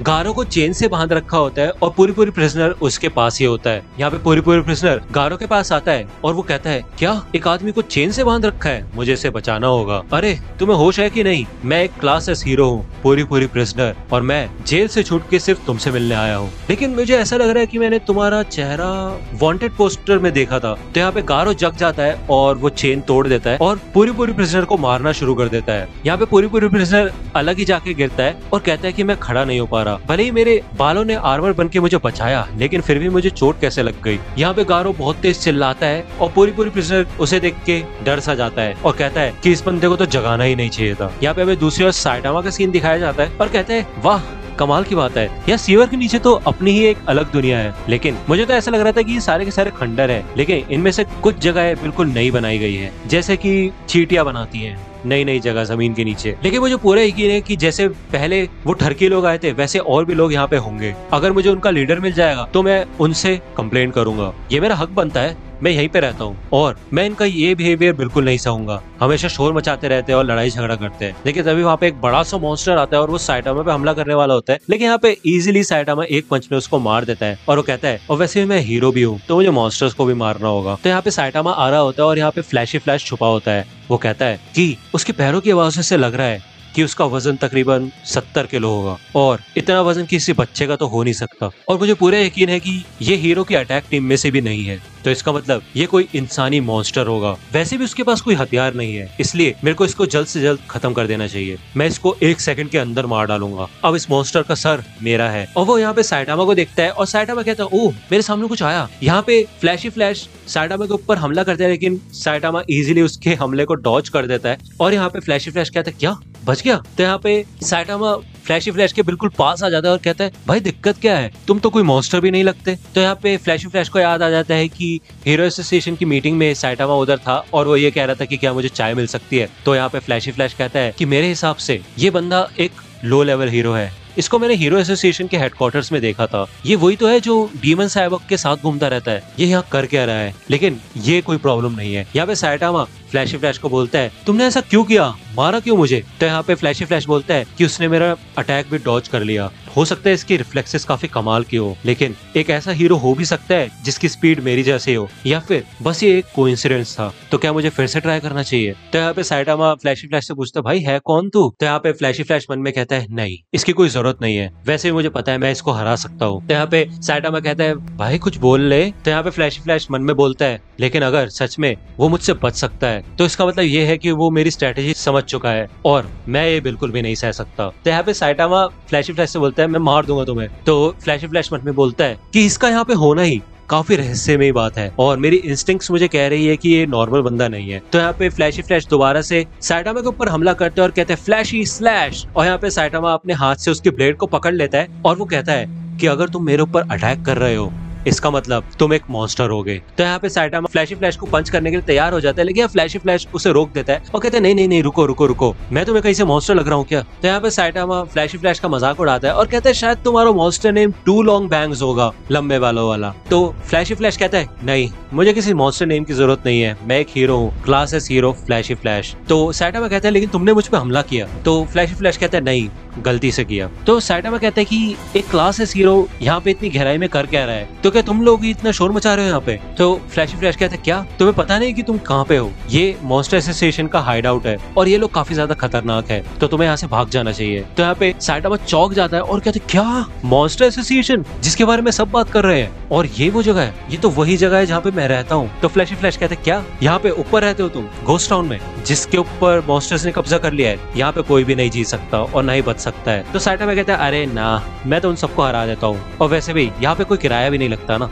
इसलिए। तो फ्लैशी फ्लैश यहाँ चुप हो जाता है और मन में सोचता है, क्या इसका मतलब ये हमेशा यहाँ पे लड़ाई की स्थिति में ही रहता है? तो इसका मतलब ये कोई एवरेज लो लेवल हीरो नहीं है। तो यहाँ पे फ्लैशी फ्लैश साइटामा से बोलता है, मुझे माफ करना, मैंने तुम्हें परखा, ये मेरी बुरी आदत है, मैंने बिना कुछ सोचे समझे तुम्हारे ऊपर अटैक कर दिया था, लेकिन मैं काफी ज्यादा चौंक गया जब तुमने मुझे रोक लिया था, लेकिन तुम्हारे लिए यही अच्छा होगा कि तुम इस एरिया को छोड़ के यहाँ से चले जाओ। तो साइटामा बोलते, क्यों नहीं? फ्लैशी फ्लैश कहता है, तुम मजबूत हो, लेकिन फिर भी इस काम को पूरा करना तुम्हारे बस की बात नहीं है। इस जगह पे डीमन लेवल के मॉन्स्टर्स घूम रहे हैं और मैंने तो ड्रैगन लेवल के मॉन्स्टर से भी लड़ाई की है। तो साइटामा बोलता है, अरे कोई बात नहीं। तो फ्लैशी फ्लैश कहता है, इतना कूल दिखने की कोशिश मत करो, अभी तक मुझे किसी भी हीरो की ये रिपोर्ट नहीं आई है कि उसने मॉन्स्टर के बॉस को हरा दिया है, हमें उसके बारे में कुछ नहीं पता है, वो बहुत ज्यादा खतरनाक है। तो साइटामा बोलता है, अरे नहीं, सच में कोई दिक्कत नहीं है। तो यहाँ पे फ्लैशी फ्लैश कहता है, हाँ, मॉन्स्टर एसोसिएशन का बॉस, उसका नाम है मॉन्स्टर किंग ओरोची। तो साइटामा बोलते हैं, मॉन्स्टर किंग, सुनने में तो काफी ताकतवर लग रहा है। तो फ्लैशी फ्लैश यहाँ से जाने लगता है और कहता है, डर गए ना, तो चलो जाओ, जमीन के ऊपर चले जाओ और इस मिशन को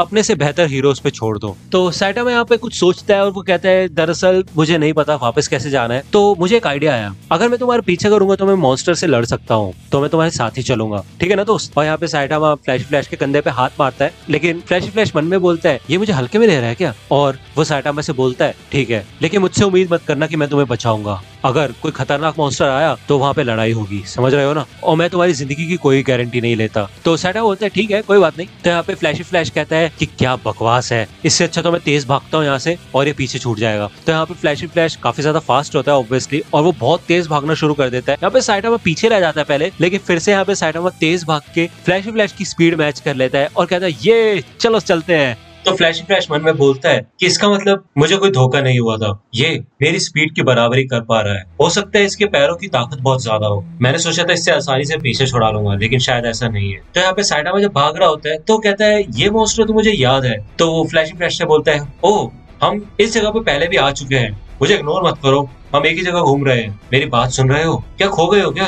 यहाँ पे दूसरी ओर हमें सरफेस का सीन दिखाया जाता है और यहाँ पे सपोर्ट टीम मॉन्स्टर से लड़ रही होती है। तो यहाँ पे ये लोग यही बोलते हैं कि अब जीत हमारी है और हम इजीली जीत जाएंगे, लेकिन तभी वहाँ पे पॉइजन देखता है कि कोई आ रहा होता है और वो बोलता है कि उधर देखो। बगरमा कहता है कि ये तो बस एक बेकार सा मॉन्स्टर है, मार दो इसको। तो यहाँ पे ग्रीन बोलता है कि लेकिन मैंने वहां के सारे एग्जिट्स को बंद कर दिया था, तो ये कैसे आया? तो यहाँ पे वन शॉटर शूट करता है और हमें दिखाया जाता है सामने नियान होता है और वो अपने पंजों से वन शॉटर की गोली की दिशा बदल के वन शॉटर के ऊपर ही मार देता है और वन शॉटर की आंख भी फूट जाती है और वो नीचे गिरता है। ये सारे लोग चौंक जाते हैं और नियान कहता है, आखिरकार कमजोर हीरोज मिल ही गए, तो अब मैं तुम्हारे साथ खेल के अपनी टेंशन मिटाऊंगा। तो यहाँ पे वगनमा के पसीने छूट जाते हैं और नीरज स्टार कहते हैं इसकी हिम्मत कैसे हुई। तो ये लोग समझ जाते हैं कि ये स्ट्रांग है। तो जेट नाइस गाय बोलता है कि ये वाला ताकतवर है, तो इसलिए हमें साथ मिलकर लड़ना चाहिए। लेकिन तभी ये लोग देखते हैं कि न्यान सामने से गायब हो चुका होता है और हमें दिखाया जाता है कि न्यान इन सब के बीच में आ चुका होता है। और Neeraj star jet nice guy से बोलता है कि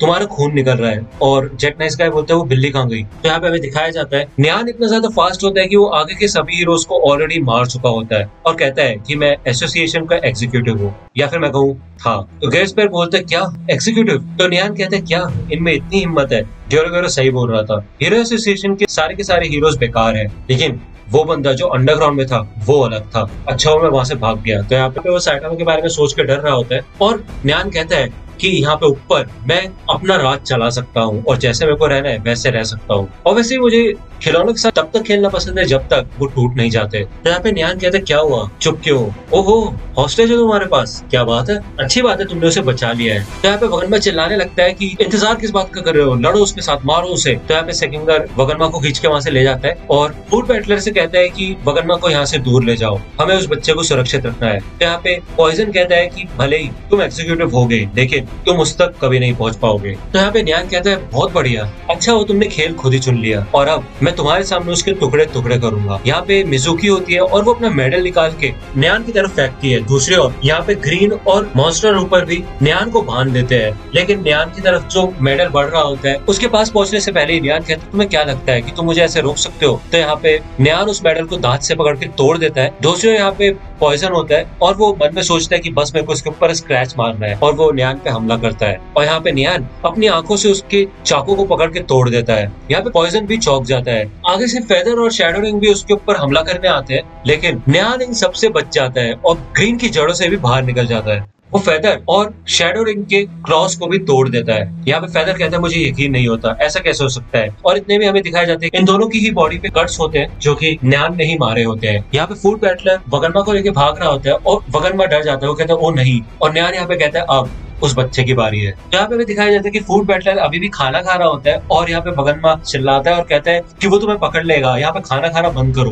तो फूड बैटलर कहता है अरे मुझे अपनी ताकत भी तो बरकरार रखनी है ना। न्यान फूड बैटलर की ओर बढ़ने लग जाता है, लेकिन मिजुकी उसकी पूंछ खींच के उसको पकड़ लेती है और उसे आगे नहीं बढ़ने देती। तो न्यान मिजुकी से बोलता है कि क्या मैंने तुम्हें ज्यादा तेज नहीं मारा था क्या, बेवकूफ हो तुम, अगर तुम इतना हिल सकती थी तो तुम्हें भाग जाना चाहिए था, सच में बहुत बुरा हुआ। तो यहाँ पे मिजुकी बोलती है कि भले ही मैं ब्लैक लस्टर जितनी कमाल की नहीं हूँ लेकिन मैं अपनी पूरी ताकत लगा दूंगी। चाइल्ड एम्पायर ने बैटन मुझे दिया है तो मुझे फिनिश लाइन तक खुद ही भागना है अपने टीम मेंबर्स के लिए। तो न्यान कहता है कि तुमने मेरे नाक में दम करके रख दिया है, और वो मिजुकी पे हमला करने वाला होता है, लेकिन तभी पीछे से कोई आ जाता है और उसे पीछे ले आता है। तो यहाँ पे हमें दिखाया जाता है कि वो गेट्सपेयर होता है और यहाँ पे उसकी पावर बहुत ज्यादा बढ़ने लग जाती है। वगनमा भी देख के बोलता है कि ये चल क्या रहा है, और न्यान कहता है कि क्या ये कोई साइकिक है। यहाँ पे मिजुकी चिल्लाती है गेट्सपेयर। तो गेट्सपेयर बोलता है पीछे हट जाओ, हमारी बॉस टॉर्नेडो की पावर देख के मुझे एक कमाल का आइडिया आया, लेकिन मैं इस पावर को कंट्रोल नहीं कर सकता, लेकिन मैं इस बिल्ले को तो खत्म करके रहूंगा, फिर चाहे मेरी खुद की जान चली जाए। तो यहाँ पे हमें दिखाया जाता है कि गेट्सपेयर की पावर की वजह से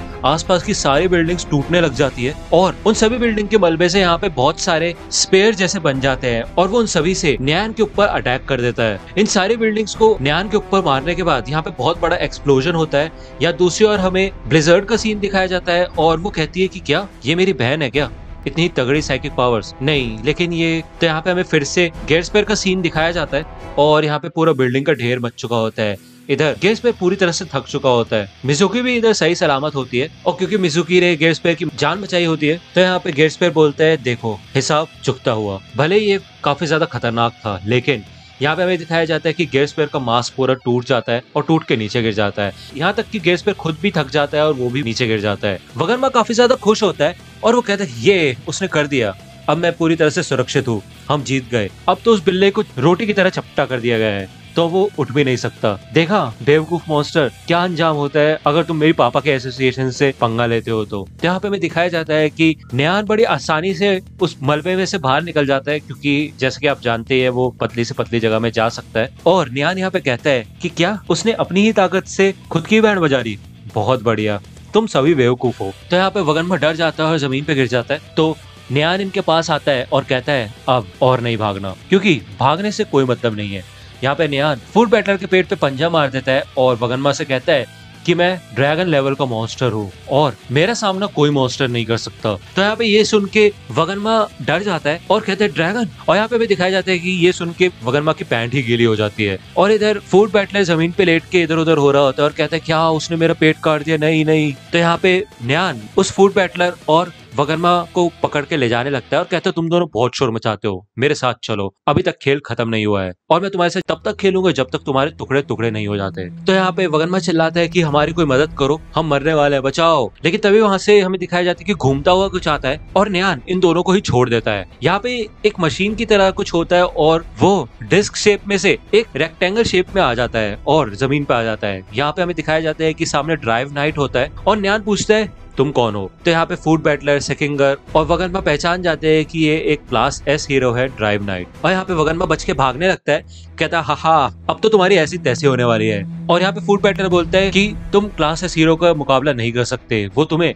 बिल्ली का खाना बना के रख देगा। यहाँ पे सेकिंगर होता है और वो मन में सोचता है कि ड्राइव नाइट अभी भी सलामत है, तो अभी हमें क्लास एस सुपर हीरो की बहुत ज्यादा जरूरत है। तो यहाँ पे ड्राइव नाइट अपनी बैटल ट्रांसफॉर्मेशन करता है और वो जो साइड में उसका रेक्टेंगुलर सा बॉक्स होता है वो अलग अलग पार्ट्स में बट के ड्राइव नाइट की बॉडी में चला जाता है और न्यान के ऊपर हमला करता है। और न्यान कहता है कि तुम सब क्लास एस हीरोज बहुत अजीब हो। और इधर न्यान ड्राइव नाइट से बच के उछल जाता है और हमें दिखाया जाता है कि ड्राइव नाइट एक कमाल की बाइक में कन्वर्ट हो चुका होता है और न्यान इसे देख के बोलते हैं वाह ये खिलौना तो कमाल का है, इसके साथ खेलने में तो बहुत मजा आएगा। तो यहाँ पे न्यान कूद के बहुत दूर आ जाता है। इधर ड्राइव नाइट भी फुल स्पीड में न्यान की तरफ बढ़ता है और उसके चारों ओर चक्कर लगाने लगता है। न्यान यहाँ पे बीच में होता है और कहता है क्या ये धुएं से मेरे को गुमराह करना चाहता है क्या? नहीं, ये तो जहरीली गैस है। तो यहाँ पे धुएं के अंदर से ड्राइव नाइट आता है और वो इधर न्यान के ऊपर हमला करता है, लेकिन न्यान बच के एक क्रैक के अंदर घुस जाता है। जब वो नीचे जा रहा होता है तो वो कहता है कि मुझे नहीं पता कि ये करने क्या वाला है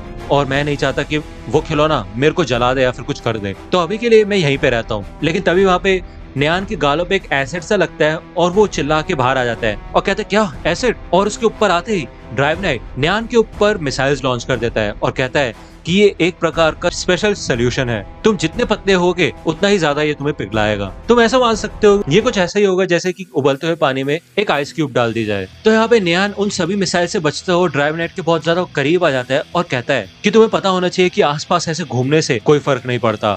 लेकिन तभी यहाँ पे ड्राइव नाइट एक प्रॉपर नाइट में ट्रांसफॉर्म हो जाता है और न्यान को अपनी पिछले टांगों से मार के उड़ा देता है और कहता है कि इसका मतलब इस जहरीली गैस से कोई फर्क नहीं पड़ा, बहुत बुरा है, लेकिन इस हिसाब से अब मैं तुम्हें पकड़ना छोड़ देता हूँ। तो यहाँ पे अब वो दोबारा से ट्रांसफॉर्म हो जाता है रूक में और ऊपर जाके वो एक बिशप में ट्रांसफॉर्म हो जाता है। यहाँ पे वो न्यान के ऊपर आके उसके ऊपर पंच करता है और उसको पंच मार के जमीन में मारता है। और जब वो अपना पंच हटाता है तो वो देखता है यहाँ पे न्यान नहीं होता। वो कहता है ये गायब कहाँ हो गया, ये है क्या? क्या मेरे आर्मर के अंदर से एक जिंदा चीज की रीडिंग आ रही है? ये क्या चल रहा है? तो यहाँ पे हमें दिखाया जाता है कि न्यान ड्राइव नाइट के सूट में घुस चुका होता है और वो अंदर से ड्राइव नाइट के ऊपर अटैक करने लगता है। ड्राइव नाइट समझ जाता है और कहता है क्या ये मेरे को अंदर से तबाह करना चाहता है, तो इसका मतलब मेरे पास और कोई चारा नहीं है। यहाँ पे वो अपनी ट्रांसफॉर्मेशन अनलॉक कर देता है और उसका पूरा सूट फिर से हट जाता है और दोबारा से उस रेक्टेंगुलर केस में आ जाता है। तो न्यान यहाँ पे बोलता है क्या दोबारा से नॉर्मल बन गए? लेकिन वही तुम्हारे पास आखिरी चांस था जीतने का और तुम एक ही ट्रिक बार बार मुझ पे यूज नहीं कर सकते। तो यहाँ पे न्यान अपने बहुत बड़े बड़े पंजे निकाल लेता है और कहता है कि मैंने अब फैसला कर लिया है और मेरे को पता है कि अब मैं तुम्हें कैसे मारूंगा।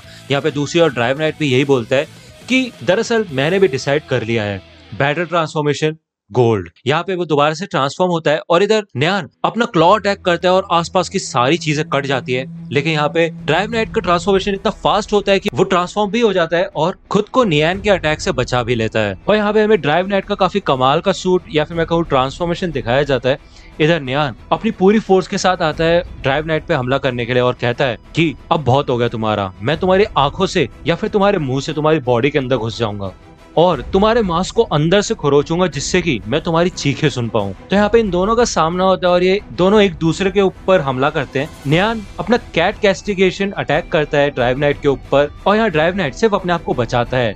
उसे न्यान की असली लोकेशन पता चल जाती है और वो वहाँ पे अटैक करता है। तो इधर सेकिंगर होता है और वो इन धमाकों को देख के ये कहता है कि अगर मैं थोड़ी देर और यहाँ पे रुका तो मरना पक्का है। तो यहाँ पे हमें दिखाया जाता है कि यहाँ पे जितने भी मलबे होते हैं उनमें से एक में ही न्यान होता है और वो जल्दी से ड्राइवनेट के सूट के अंदर घुस जाता है फिर से, और यहाँ पे वो कहता है कि तुम कभी नहीं सीखोगे। यहाँ पे न्यान ड्राइवनेट की सूट में से अलग अलग जगह से बाहर निकल के उसके कहता है देखो देखो मैं इधर हूँ, पकड़ो मुझे, क्या हुआ। और ड्राइवनेट हंसता है तो न्यान कहता है कि तुम बेवकूफ हो, तुमने इतनी खतरनाक ट्रांसफॉर्मेशन की और उसके लिए तुम्हारी इतनी ताकत भी गई, लेकिन मैं तो यहाँ पे हूँ और इसका कोई फायदा भी नहीं है। तो अब मैं तुम्हारे सूट के अंदर से कैट कैस्टिगेशन अटैक करूंगा और तुम्हारे मास्क को चीर दूंगा। लेकिन इतने में ही ड्राइवनेट बोलता है देखा, फंस गए तुम। और यहाँ पे वो अपने पूरे सूट को बहुत ज्यादा गर्म कर देता है और इतनी ज्यादा हीट प्रोड्यूस करता है कि न्यान की बैंड बजने लग जाती है। वो कहता है कि इस फॉर्म में मैं थोड़ी देर के लिए अपने बेसिक फंक्शंस को बढ़ा सकता हूँ और उनमें से एक है हीट। तो यहाँ पे न्यान चिल्ला के उसकी सूट से बाहर निकल जाता है और यहाँ पे ड्राइवनेट उसका गला पकड़ के उसके पेट में पीछे से तलवार घुसेड़ देता है और कहता है कि अब तो तुम बच के भी कहीं नहीं जा सकते। तो यहाँ पे न्यान चिल्लाता है और कहता है कि लेकिन तुम तो सिर्फ एक खिलौना हो, तो तुम ऐसा कैसे कर सकते हो। इधर सेकिंगर रुकता है और पीछे मुड़ के देखता है। सेकिंगर ड्राइवनेट को देख के बोलता है क्या बात है, तुम जीत गए है ना। तो यहाँ पे ड्राइवनेट ने अपने एक हाथ में न्यान की बॉडी को पकड़ रखा होता है और कहता है टारगेट एलिमिनेटेड, और मैंने ड्रैगन लेवल मॉन्स्टर न्यान की लाश अपने हाथ में पकड़ रखी है, ये लो। तो दोस्तों आज की वीडियो के लिए सिर्फ इतना ही। आई होप कि आपको ये वीडियो पसंद आई होगी। अगर आपको ये वीडियो पसंद आई हो तो प्लीज लाइक कीजिए, अपने दोस्तों के साथ शेयर कीजिए और मेरे चैनल को सब्सक्राइब करना मत भूलेगा। और अगर आप मुझे कांटेक्ट करना चाहते हैं तो आप मुझे इंस्टाग्राम पे कांटेक्ट कर सकते हैं, मेरे पेज की लिंक आपको डिस्क्रिप्शन में मिल जाएगी। मिलता हूँ आपसे अगले वीडियो में, तब तक के लिए गुड बाय।